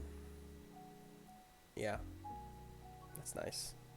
If I had more free time, I would start a channel or something like that where I just talk about, well, that's what this has become. I'm painting Marvel stuff. I'm talking about Marvel stuff. In a way, Green Room is just a way for me to talk about my Marvel love. That's what it's become. But yeah, Critical Role is harder. It's definitely harder because it's, you know, well, I mean, there's 2 stories at the moment, right? But when there's only 2, you know, where do you jump in at? Do you have to start from the beginning? Do you, you know, there's, I almost find Critical Role harder to catch up on than, you know, a comic book, because a comic book, you know, you have 22 pages and, you know, I can read through, I typically read through 6 to 8 comics in a night, you know, just on my phone when I'm falling asleep. Because they're so fast and I can just kind of slip through them. But Critical Role, it's like you have like 4-hour episodes, and I'm not judging. Like when we're playing, when we do Blood of My Blood, I'm like, God, I could go for 5 hours right now. Like this it's just so good. But then yeah, trying to catch up on that is a different story, for sure. All right, y'all, we got the wetsuit down, all that black. It's looking fly. I'm gonna go through and detail it in a moment here.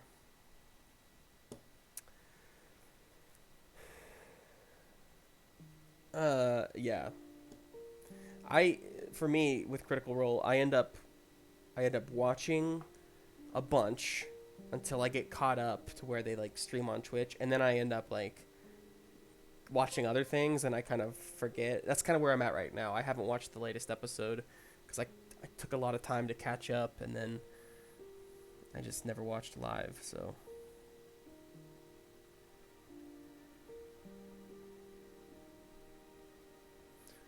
Oops. Oopsie poopsie.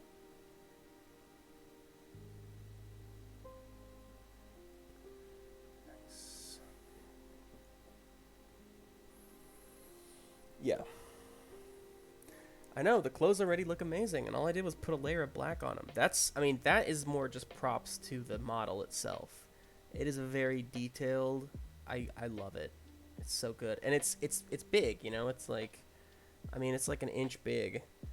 It's that chibi style. I love it. There's lots going on. Yeah, it's not good before bed content. Unlike this channel, which is fantastic.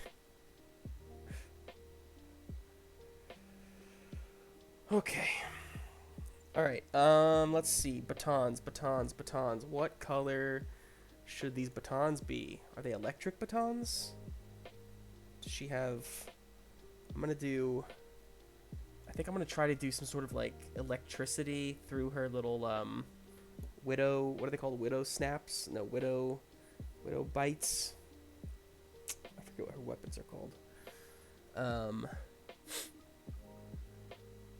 But oops, did I miss something? Oh wait, what's that?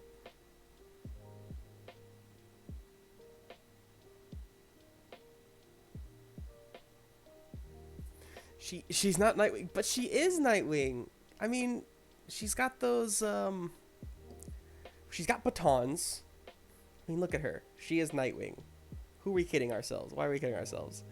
She's got batons. You know, a lot of times, at least in the MCU, she has her little shock things. You know, little tasers. Alright, I won't make them electric. It might look weird. The classic... Let's see. I need to look up a picture of classic Black Widow, because I think she had yellow on those gauntlets. Classic Black Widow Marvel. I don't want to see no spiders up here, so I'm saying Marvel. Yeah, ooh, that's what I want right there. So the yellow... I want the yellow gauntlets. That's dope. Let's click on...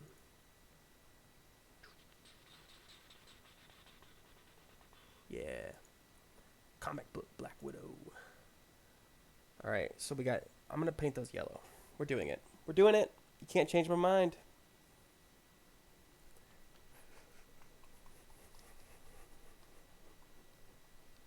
She is Nightwing. I'm telling you. They have the same skill sets. Classic look with silver gauntlets. Are you sure? Because I just looked up Classic Black Widow Marvel. I encourage you all to do this at home. And they are yellow. Silver might look better, though. I don't know. No, I'm doing yellow. I said I was sticking to it, and I am. Darn it.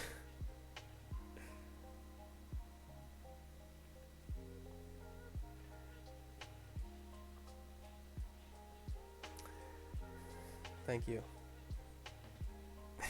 Thank you for... Feels good. Feels good to be right every now and then.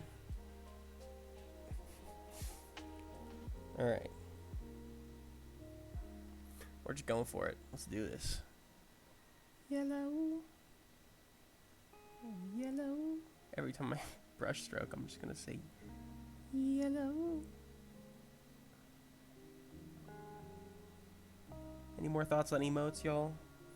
Paintbrush seems like a solid way to go. I feel weird about having one of me because we don't have one of anybody else, like specifically.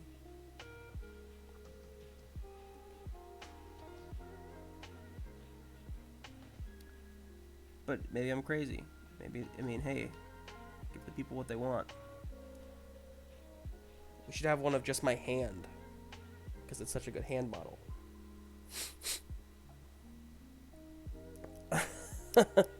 All I hear is Olivia. Really? I'm glad you watched that, Pierre. Appreciate it. I really loved that campaign. Childish Things. If anybody doesn't know what we're talking about, you can find it on our YouTube. It was the first. So look at that. Look at that yellow. Doesn't that look so good? I mean, it's a little messy. I'm going to clean it up. But the color looks good. Come on. That's sexy. Yeah, Childish Things, man. It was the first story that we did with Ghostlight, and I DM'd it, and man, it was fun. Old times, old times. That was back when we only had, like, I don't know, 4 followers.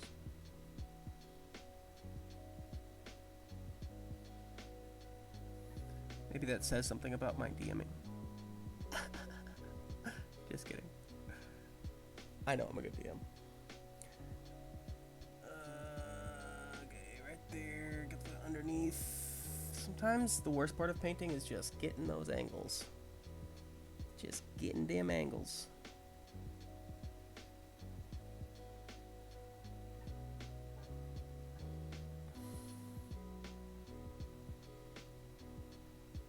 All right, look at that. Sick.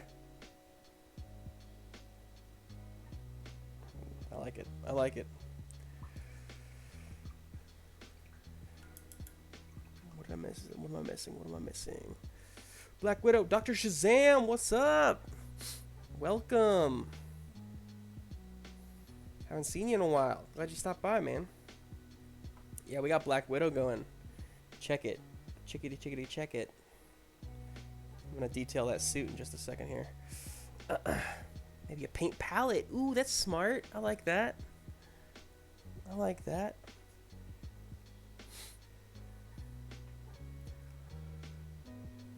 That's true. I guess I am the only one with a solo show here, but that could change. Who knows? Oh, you're on the last episode? You're on the last episode, Pierre? How exciting. Thank you. I mean, thank you. I'm glad you made it to the end.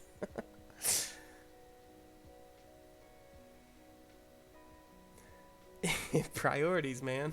Priorities. Nice guy. I hope you do. I hope you check it out. I hope you enjoy it when you do. It's a lot of fun. It's really silly. It's really, just crazy at times. But good stuff. All right. What's next? I need to fix this hand. Okay, I think we're ready to like start detailing the lines and stuff like that. So I think what we're gonna do, I can't decide if I should go for like a, all right, I need a pro tip here, chat. All these lines on her suit, like the knees, thighs, like the armband there next to the yellow. There's like all these like, you know, like lines that I want to highlight to give her more definition. Should I make those gray? Or should I make them red? Because I'm about to paint the center. You know, I'm going to go ahead and paint the center red. Edge highlight them in navy blue. I like that. I like that. Ooh, almost dropped her in the paint. Yeah, edge highlight them in navy blue. That sounds good. And then I'll still do I'm going to do the red logo on the belt and on the chest there.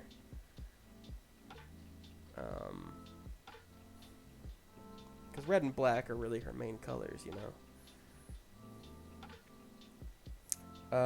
What am I missing? Part Pierre. Disploid? Oh my god, what did I just say? Displayed toy emote. In one of those dice cases. Oh yeah. That's fun. A toy figure. Yeah, like like a paint. Yeah. That's pretty cool. It could even be like just this, like the handle with like a, I don't know, something on it. I like that. Y'all got some good ideas. Some good ideas.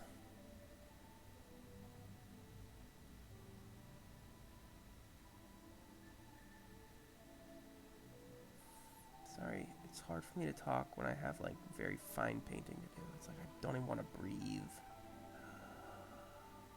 Sometimes I hold my breath.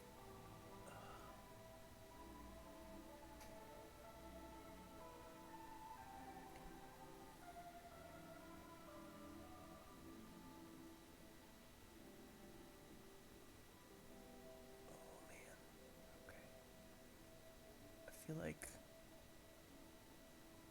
Steve Irwin right now. I'm like sneaking up on this bit of paint. Alright. I got this little bit of red paint here. That's not good Australian. Hang on, I can do better. Alright, and I can't find it. I need like a saying. I feel like I've done this before on stream and then it like failed miserably. I think I did it in Childish Things actually. I tried to do it in Australian. Crikey. Look at that. Look at that red. Oh, it just pops. Nope, that's just back to like a Cockney British. Alright, I'm done. I'm done embarrassing myself for your entertainment, you mongrels. Okay, let's just get this little bit right here. Boop, boop, boop.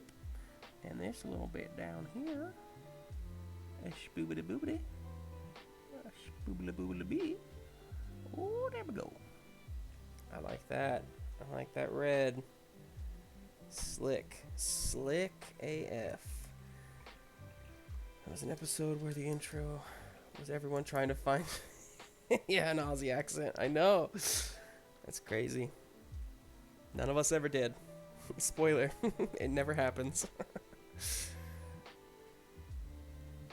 An audience accent. What do we think an audience accent sounds like? Who are it wouldn't even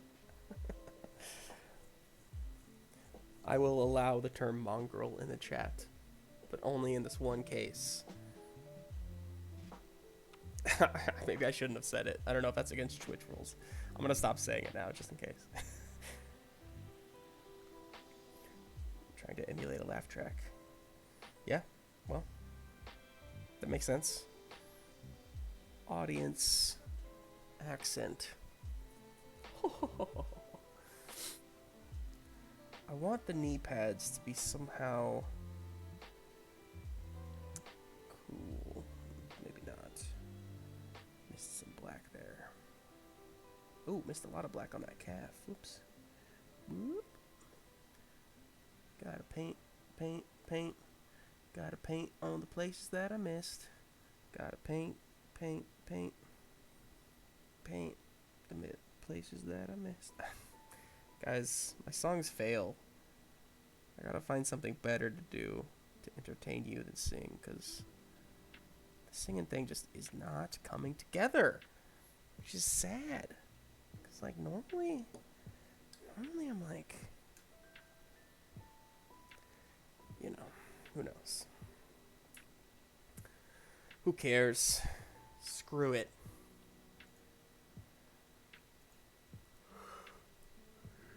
No yawning. No yawning allowed in the green room. This is a party place for party people and party platters. Ooh, party platter. I want nachos. I want some nachos, y'all.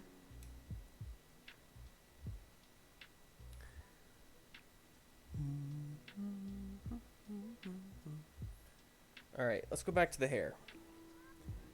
Where are the nachos? Where indeed? Where indeed are they? All you can eat buffet. My gosh. Can you imagine? Can you imagine all you can eat buffet right now? When's the last time you ate in a buffet? Like, it's been, I don't even know if I ate at one, like, before pandemic for a while. I guess, like, maybe like a Chinese buffet, maybe? Maybe.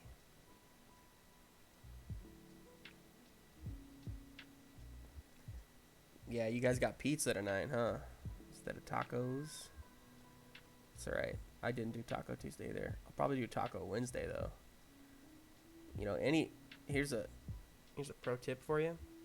Any day can be Taco Tuesday. If you believe in it hard enough. Just in case you didn't know. That's the way the cookie crumbles.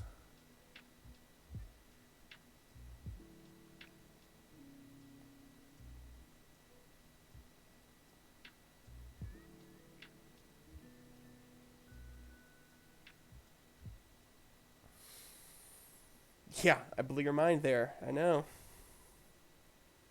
You stuff yourself on mac and cheese. Fold the pizza in half, and it's an Italian taco. It's a pandemic pizza. I love it. Cheered. Yeah, you guys are good cheering for yourself. Cheering for each other. Oh, you ever just, like, pop your neck and, like, the world opens up to you?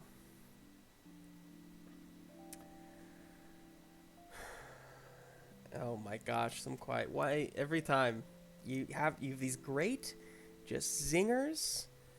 Yeah, no wonder he gave you a bit. That's good stuff. Let's see. Jon Stewart. New York style. Fajita Tuesday. Wait, E-Cat Carter, you're still here?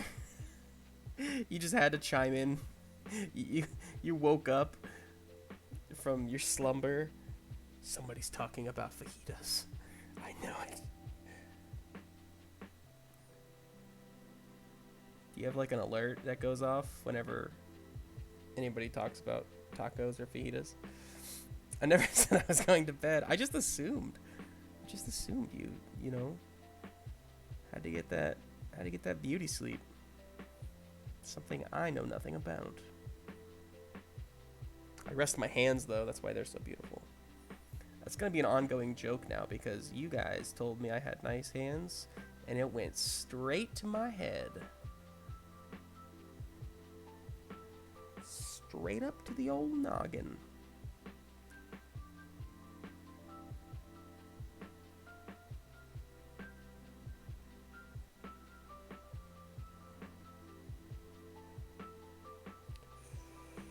I do have pretty hands. Yeah, thank you.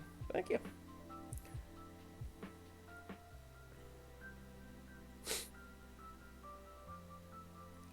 Everyone grew up in the Northeast.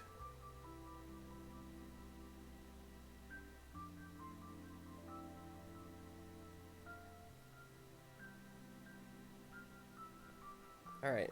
Tried to lighten up the hair just a little bit. It was getting a little too brown for me. What can brown do for you? Nothing in this situation. Okay. Orange. Orange is what I need. You know, people say they have red hair when it's not red. It's orange. At least right now it is. Some of that pure, unfiltered orange right here. Right here.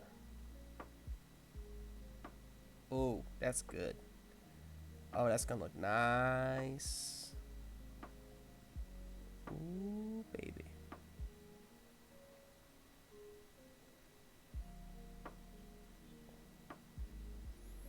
Doing some highlights, highlighting the hair. How's our time? Under an hour left, okay. Alright, we can finish this. Oh, we can finish this. Not a prob, Bob.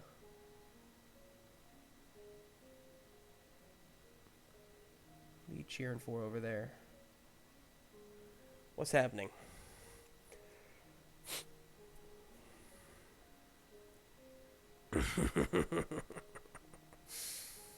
Seattle has no exciting pizza.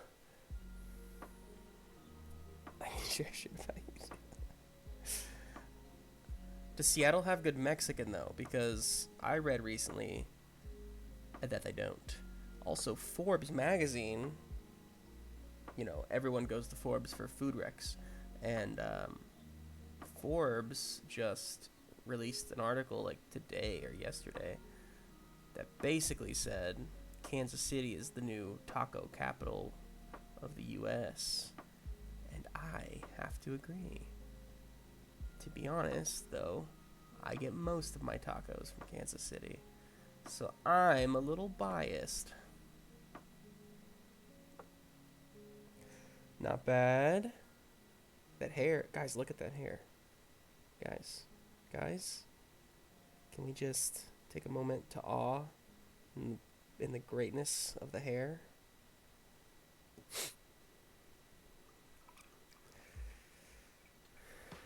You both said nope. Great sushi. Hey, you know what? That's something that Kansas City does not have. Well, I don't want to say we don't have great sushi, but it's not nearly as fresh, of course. So yeah, I definitely can see that. Caramelized crust and pepperonis. That sounds good.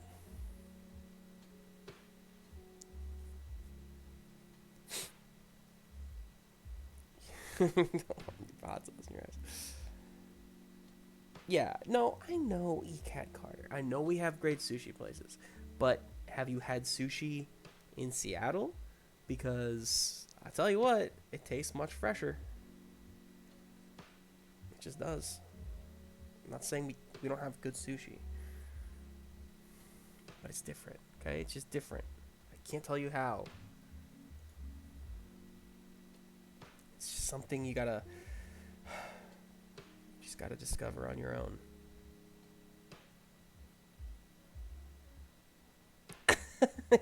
Huge eye roll. I deserve that. I do. I recognize my snobbiness in that regard. Here's the thing, though. Kansas City does have the best Mexican food. And to that, I will live by for forever.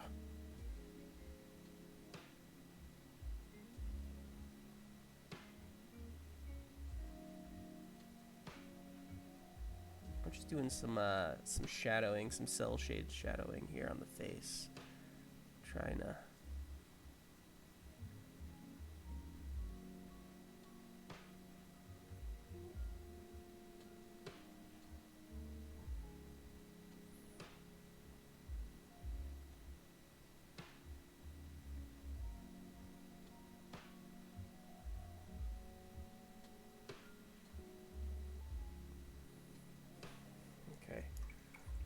Back through it. A little wet blending, little wet blending.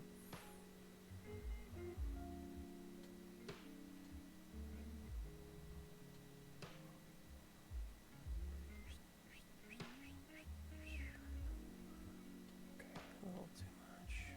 Just trying to teach myself how to wet blend properly. It's a process.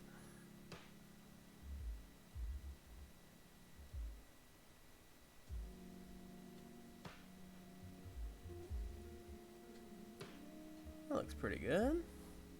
I don't want her to look like she has too much facial hair, you know? I mean, nothing wrong with that. I just feel like it's not true to the character.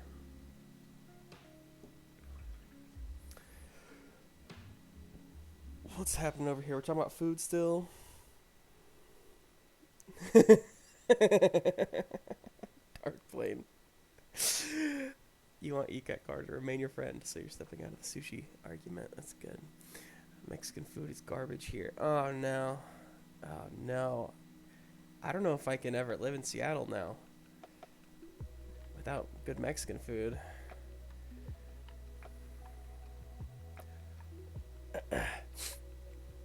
Thai food is good, though. Seattle, good, good, good. Yes, there's some good sushi places in KC, yes.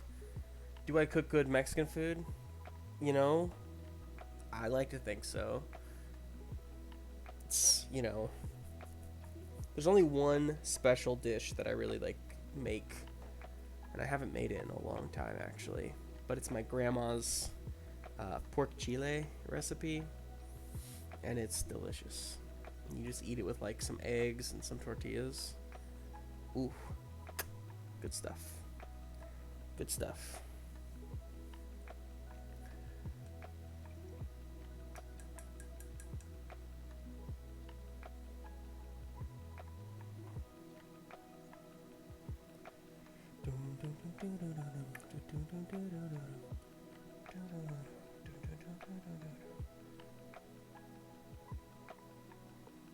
Yeah, it's yummy for real. I'll cook it for you sometime. You know what I need to do is get my grandma's tortilla recipe from her. I need to go make some tortillas with my grandma soon, so I can have that in my back pocket. Okay, I like where this is going. I'm almost done here, and then we're gonna do those edge highlights we were talking about with Dark Plane. I do want to get something going on the eyes though.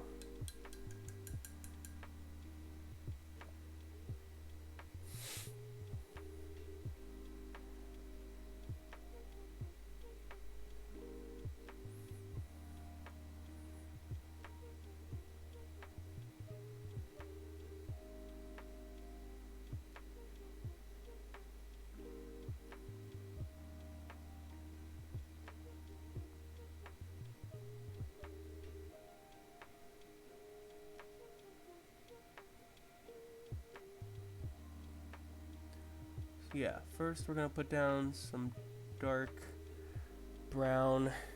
That's obviously not going to be it, but that's just going to be the base. Then I'm gonna add some white, and then I'll throw on some, I think maybe green for the what is it called, the iris. But it's a process. Ooh, I gotta do those eyebrows. Let's do those eyebrows next. Gotta get the small guy. So this is my this is my insane detail brush. You can see how fine point it is. It's a small one. Doesn't carry much paint. It dries out really fast, so it's really only good for like special things, such as these little eyebrows.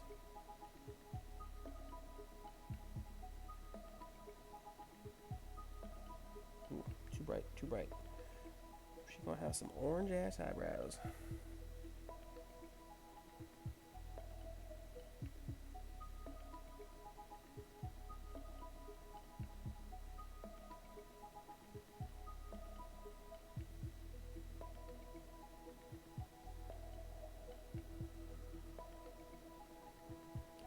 Doing that thing where I'm holding my breath again. It's hard not to.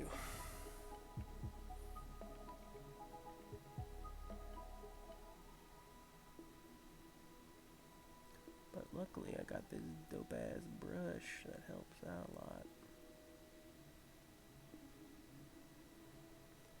Alright, eyebrows are almost there. Good stuff, good stuff. I'm liking that. Yeah, ECAT Carter, you're right. I should you should definitely we need one for water breaks and one for taking deep breaths to help myself breathe and hydrate.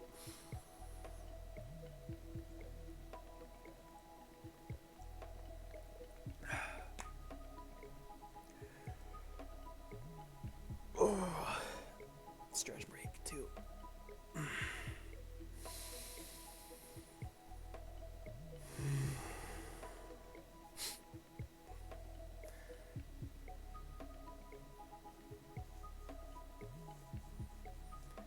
Whew. Cheer, cheer, cheer, cheer, cheer. Yeah, she's looking good. She's looking good. Let's see. I think it's time to what? What are we doing? What are we doing? What are we doing?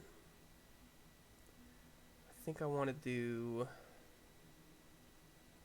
We gotta do a base on the batons. What color should these batons be? Should they be black too? Or should I make them more like a gray, like a... Are they steel? Are they black? Maybe I'll do black and then I'll do that same blue edge highlight on the ridges. That sounds good. That sounds good.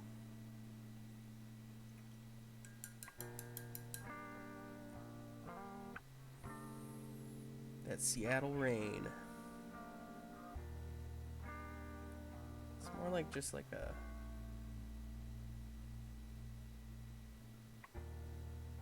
haze. Seattle haze. Alright.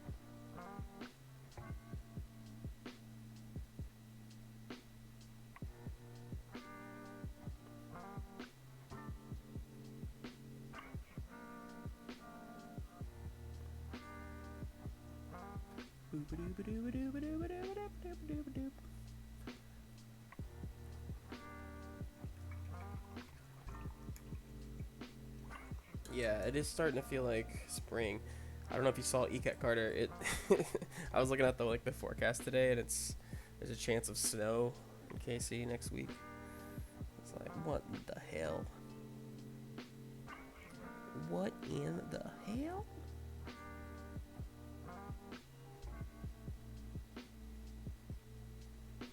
All right, feeling pretty good about this. I think let's try those edge highlights. Let's see if I can nail those down the way that I want them to be. Because I like her... well, let me go over the eyebrow one more time with a slightly lighter. It's too brown at the moment.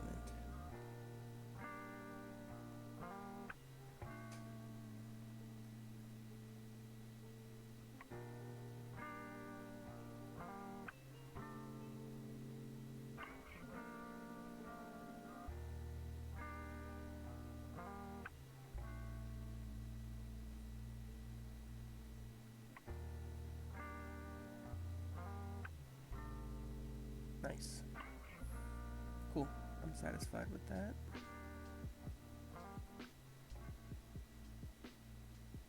Fix a bit of the hair while I'm here.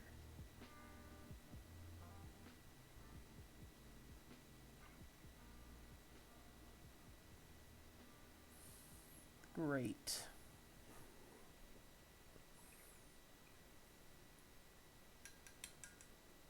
You want to play more of that game, Pierre?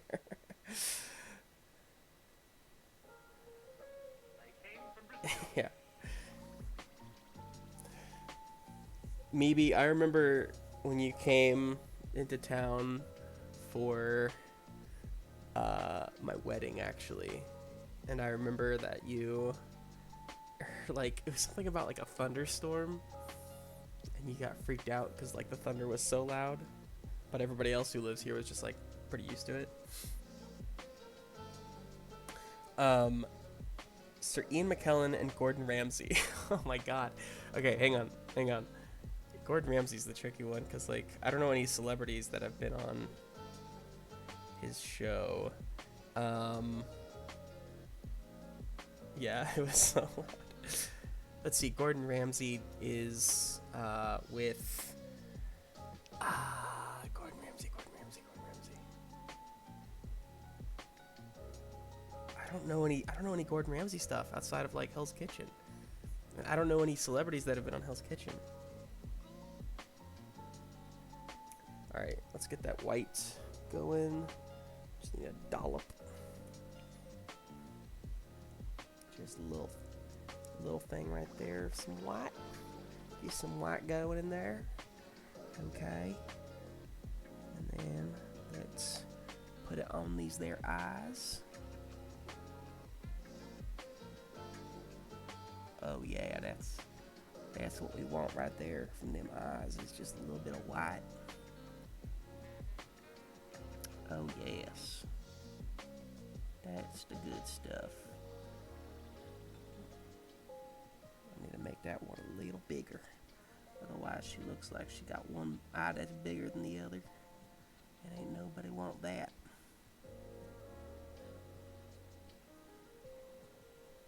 Got some white in the eyes there. You can kind of see that. That's the second step. Gonna add some green irises to it in a second here.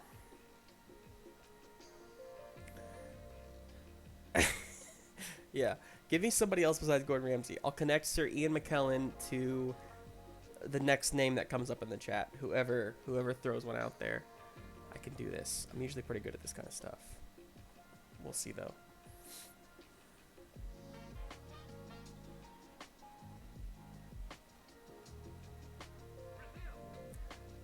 One thing deep in here. Boop, boop, boop, boop, boop, boop, boop, boop.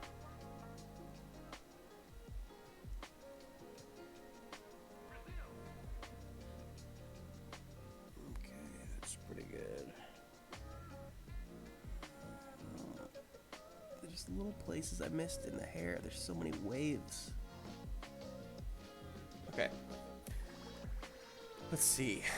The first one I saw is Brad Pitt, Justin Bieber, Janine Garofalo. Ooh, those are all good. Justin Barron. That'd be you know, I could do it. I haven't been in any movies with these people though, but I've met some. Like I didn't really meet him, but there was a dinner I had one time in Wichita, and Harrison Ford was at the next table over. That was cool. Use you? Do you mean use your suggestion? Your bacon number is 0. Wait, does that mean you've met Kevin Bacon? You are Kevin Bacon. If your number's 0, that means you are Kevin Bacon. Are you Darkplane DM? Are you doxing yourself as Kevin Bacon right now?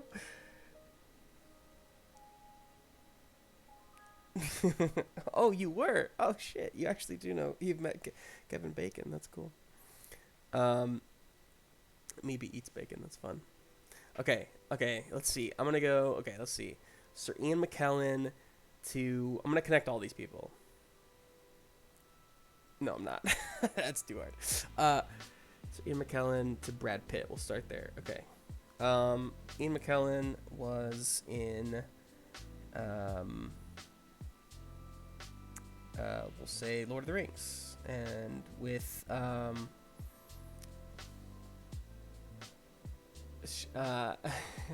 wait a second. Hang on a second. Ian McKellen. Oh wait, I'm going for Brad Pitt, not Kevin Bacon. I was gonna say, weren't they in X-Men movies together? I guess they're not together though. Those are different runs. Going for Brad Pitt.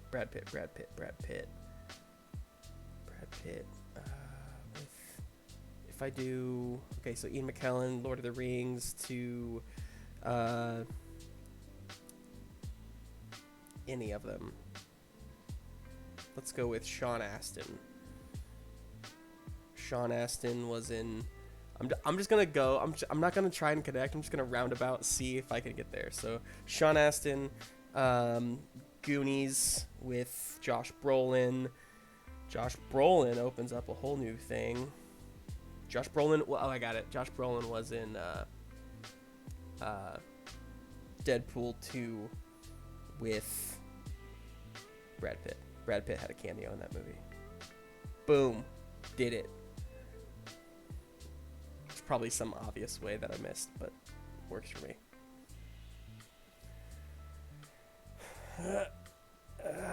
Stretch the old back. Sir Ian McKellen to Justin Bieber is much harder. Or is it? I don't know any movies that Justin Bieber's been in. Has Justin Bieber been in any movies? I guess not, but maybe he's done a song with someone who has been in movies. Does that count?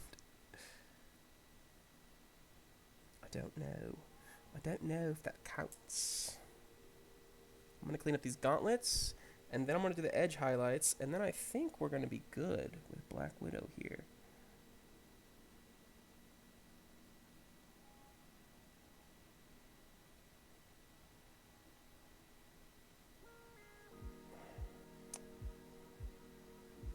Okay, that was fun. Give me another one.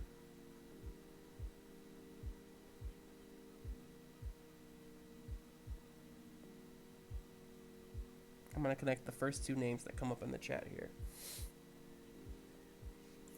You've got mine worked out? Okay. What's mine? Is it through you?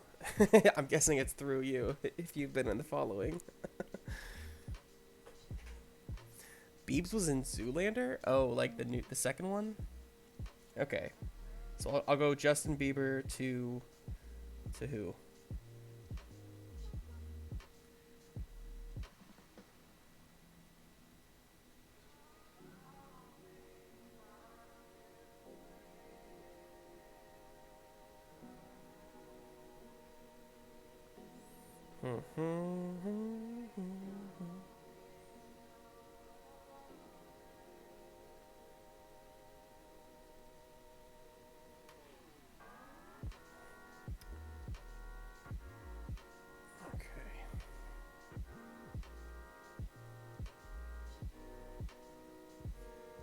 Use that yellow again.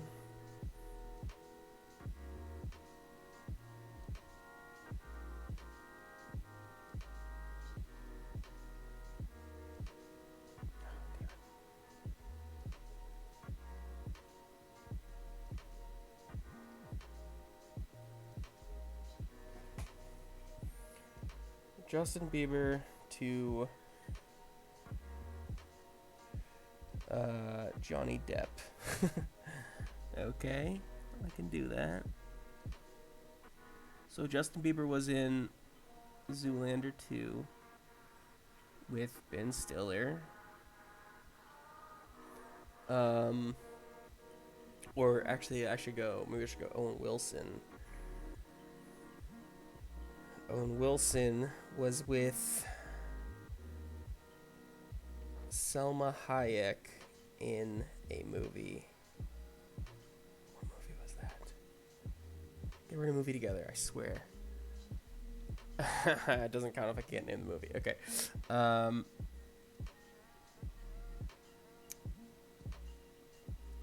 about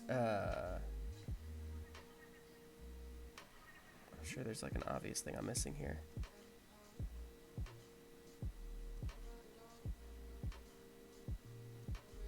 How about Owen Wilson? Bliss? Yeah. Yeah, Bliss. I'm gonna act like I remember what that movie was.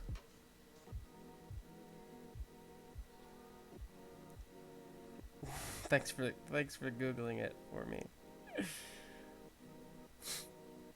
I'm gonna say, you know what? I'm gonna try something else because I feel like that doesn't count because I didn't know the movie. So I'm gonna say, okay, let's work from Johnny Depp. Let's go the other way to it for a second here. Johnny Depp's been in so many things,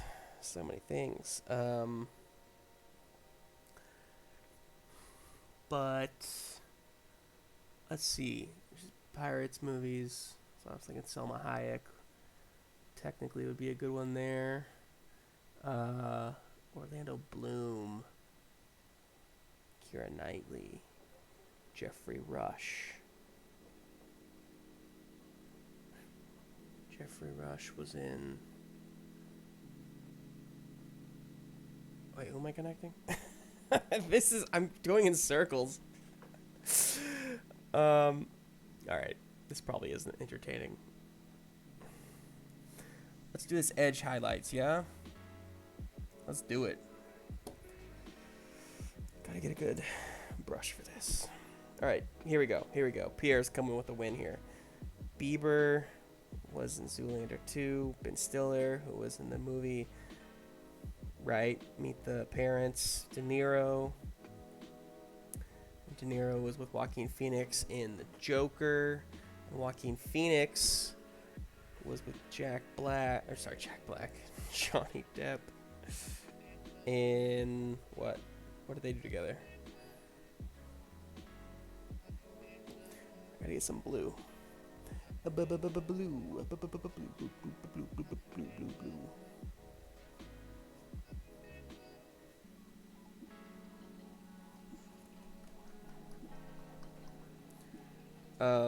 Wait, Robert De Niro surely connects to Johnny Depp on his own. No?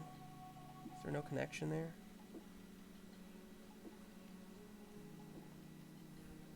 This game's hard when you're distracted. I mean, it's hard when you're not distracted too. I'm usually okay at this game. You know what version of this game I actually like more? Is where you say an actor, and then the next person has to say a movie that they've been in, and then the next person has to say another actor in that movie, and then they say another movie that actor's been in, and it just goes on and on like that. That is fun. Now that's what we call pod racing. That's not the right quote. I did it wrong.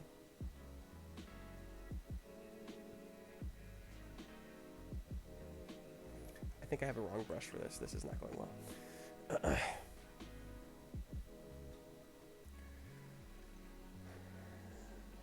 Yeah, I was thinking that too, but Helena Bonham Carter, the only movies I can think of that she's been are with Johnny Depp. What else has she done? Besides The Crown. Okay, Oracle of Bacon says Johnny Depot in The Libertine with John Malkovich and then John Malkovich was in Zoolander 2 with Biebs. So it's 2 degrees of separation. 1 degree of separation from each other, really. Wow. Oh, sure. Harry Potter, Helena Bonham Carter. Yeah. Listen, you're all smarter than me, and I'm happy to know you.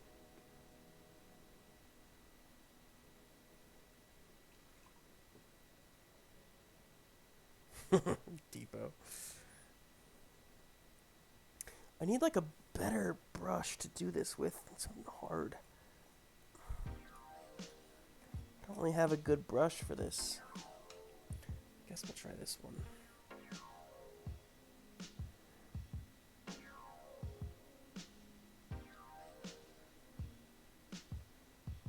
See I think the blue went on a little too heavy on that leg. Yeah. Oh yeah, very heavy. I'm gonna paint it black and redo it.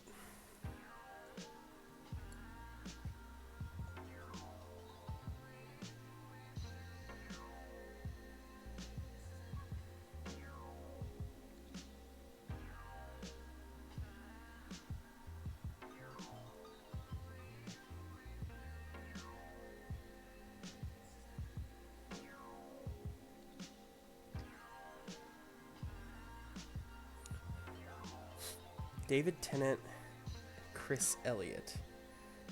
Is Chris Elliott... Hang on, I gotta make sure I know who I'm talking about. Is Chris Elliott the guy from Schitt's Creek? You're throwing a hard shit at me. Okay, but is Chris Elliott the guy from Schitt's Creek? Am I crazy? Is that right?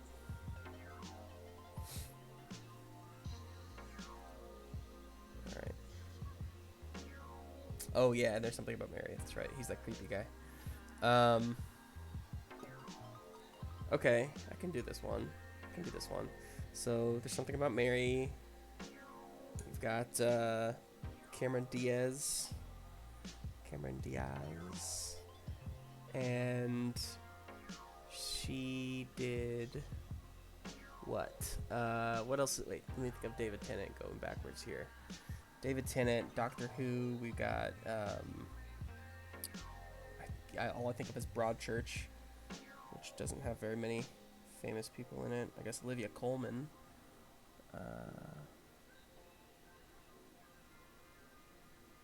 Hang on, I'm getting distracted painting now. I have to stop and paint every now and then. This is a painting stream where we paint.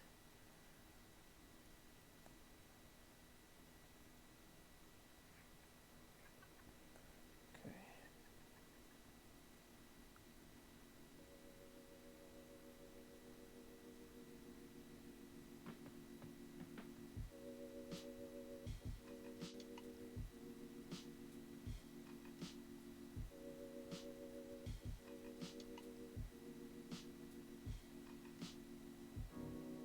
Is that showing up? Yeah. Gotta see that blue kind of showing up nicely. Okay, but what else? What movies has David Tennant been in? And why am I blanking on them?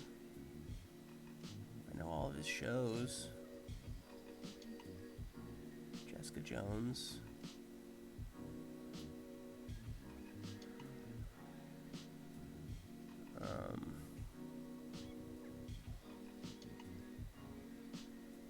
Wasn't he no, that's Matt Smith. I'm just thinking of other Doctor Who's. Oh, here's in Harry Potter. Yeah. Barty Crouch Jr.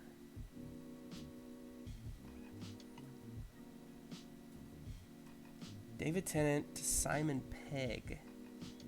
Okay, wait. I don't think I know that connection. What am I missing there? Simon Pegg to Reese Witherspoon. Reese Witherspoon to Cameron Diaz. Guys, I think I'm better at this game than I am. Let me rephrase that. I think I'm better at this game than I actually end up being. It's just because I like it. I like the game. But I'm not very good at it.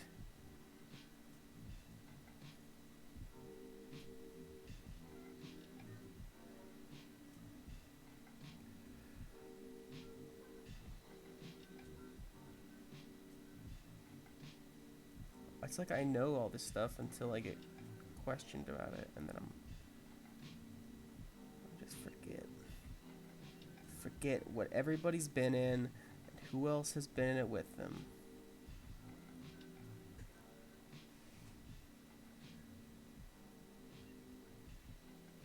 Yeah. Oh, you're going through Doctor Who. I gotcha. Simon Pegg. Yeah. Technically, Eccleston and Tennant were in that one episode of Doctor Who together. Or maybe 2 episodes, actually. I guess they weren't. They were both in an episode, although they didn't really share.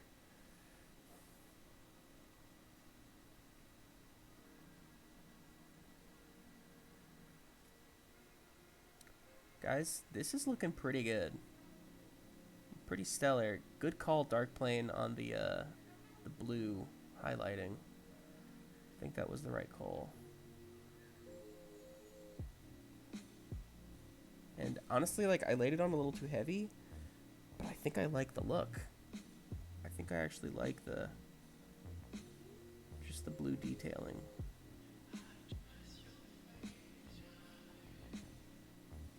Pretty solid, pretty slick. She's got a little blue, little red, little yellow. You'd think that'd be too many colors, but I'm here to tell you, it's not.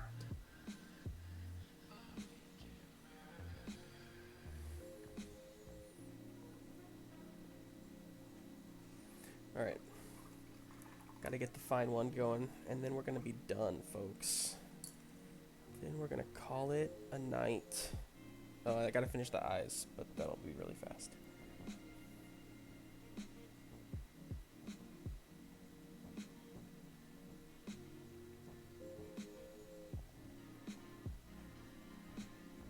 Oh yeah, coming in, coming in, coming in, coming in. Right there.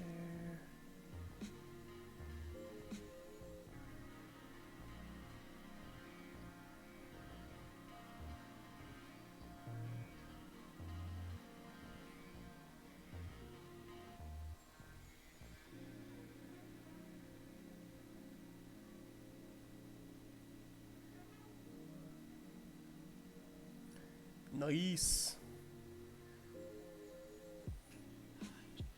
Thank you. Thank you, Ghostlight.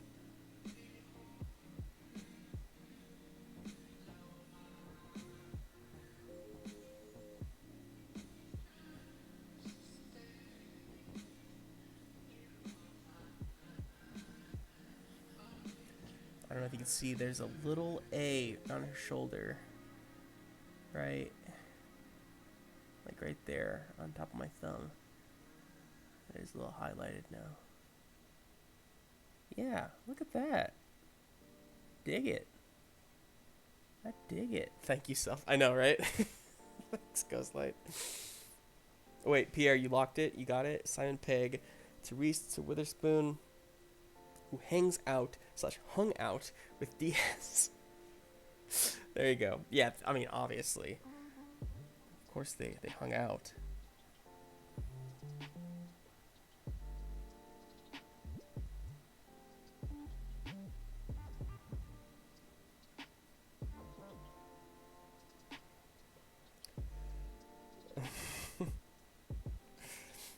There is no human there. It's an android. I'm gonna sneeze.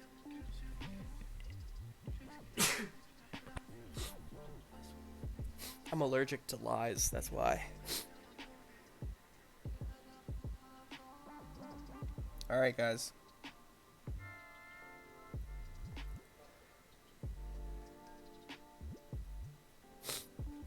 Thank you.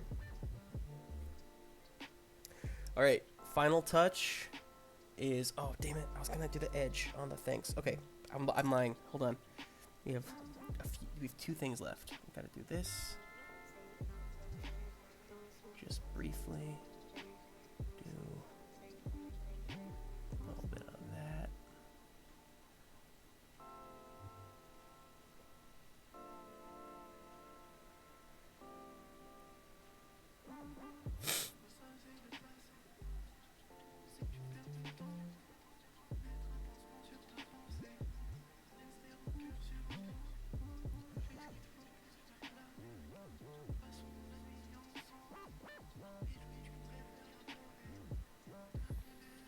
Okay.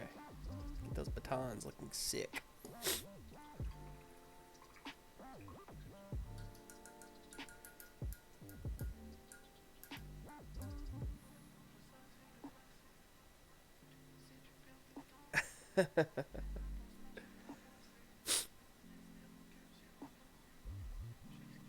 Okay. Final thing. The eyes.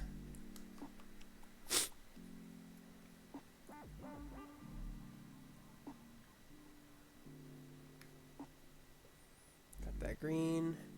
Gonna add a dollop of yellow to it. And try to lighten it up just a little bit.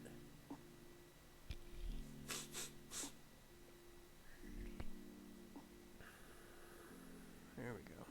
That's what I'm looking for. Right there. Okay.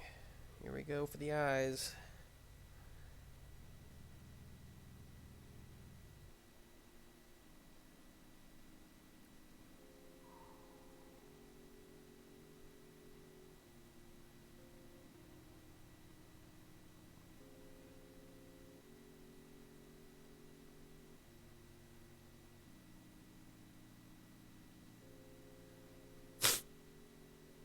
Excuse me. Sorry you have to hear that.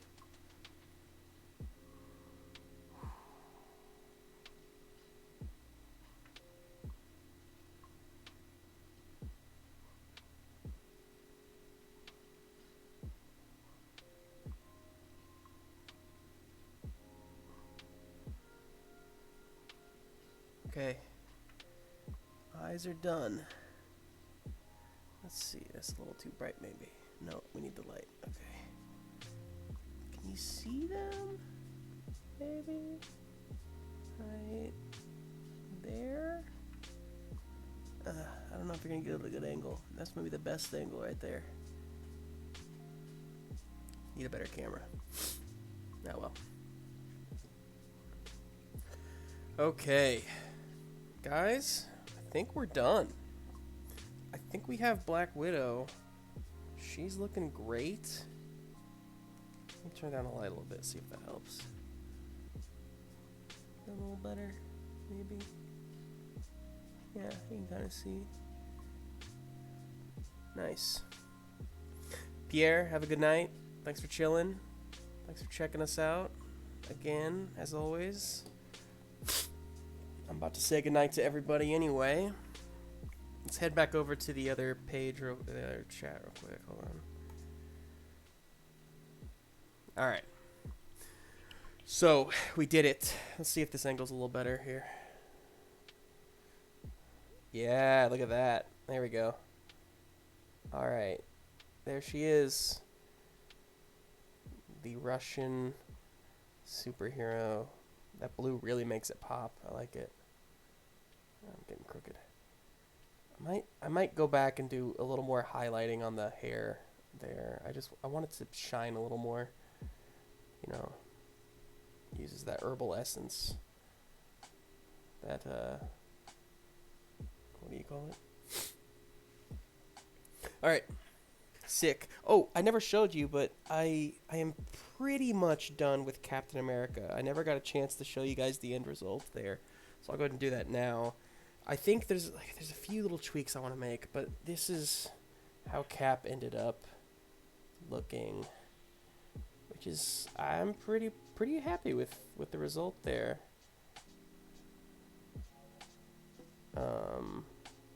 It's hard to twist. Sorry. Get away. Yeah, got those baby blues. So he looks pretty good. And I think you guys have seen the others. So, question is, who shall we paint next week? That's really what we need to know, people. Here's your options. You ready? Options are.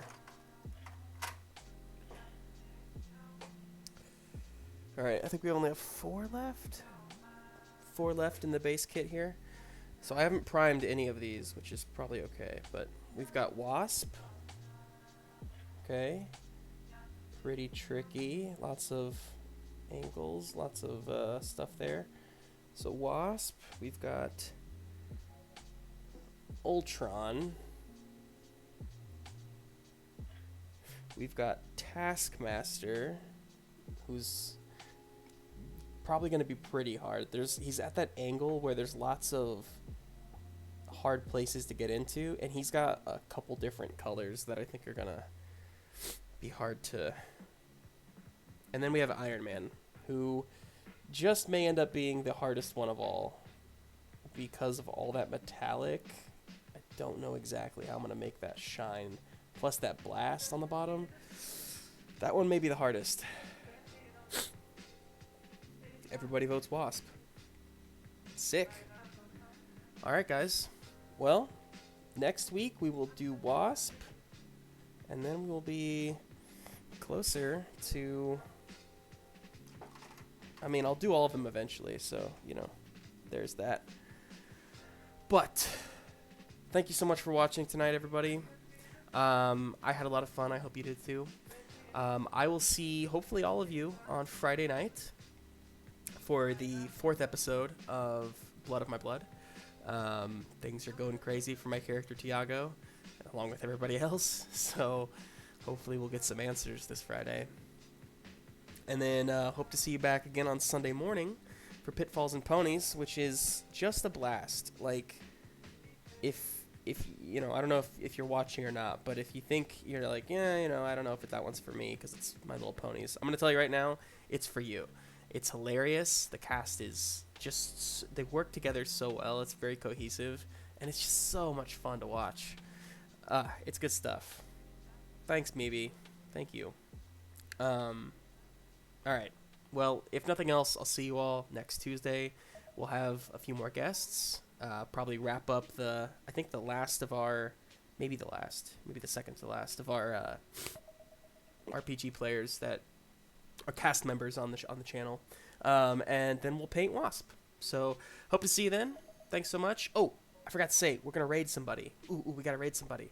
Hold on. Let me see who's on. Let's see. Let's see, we got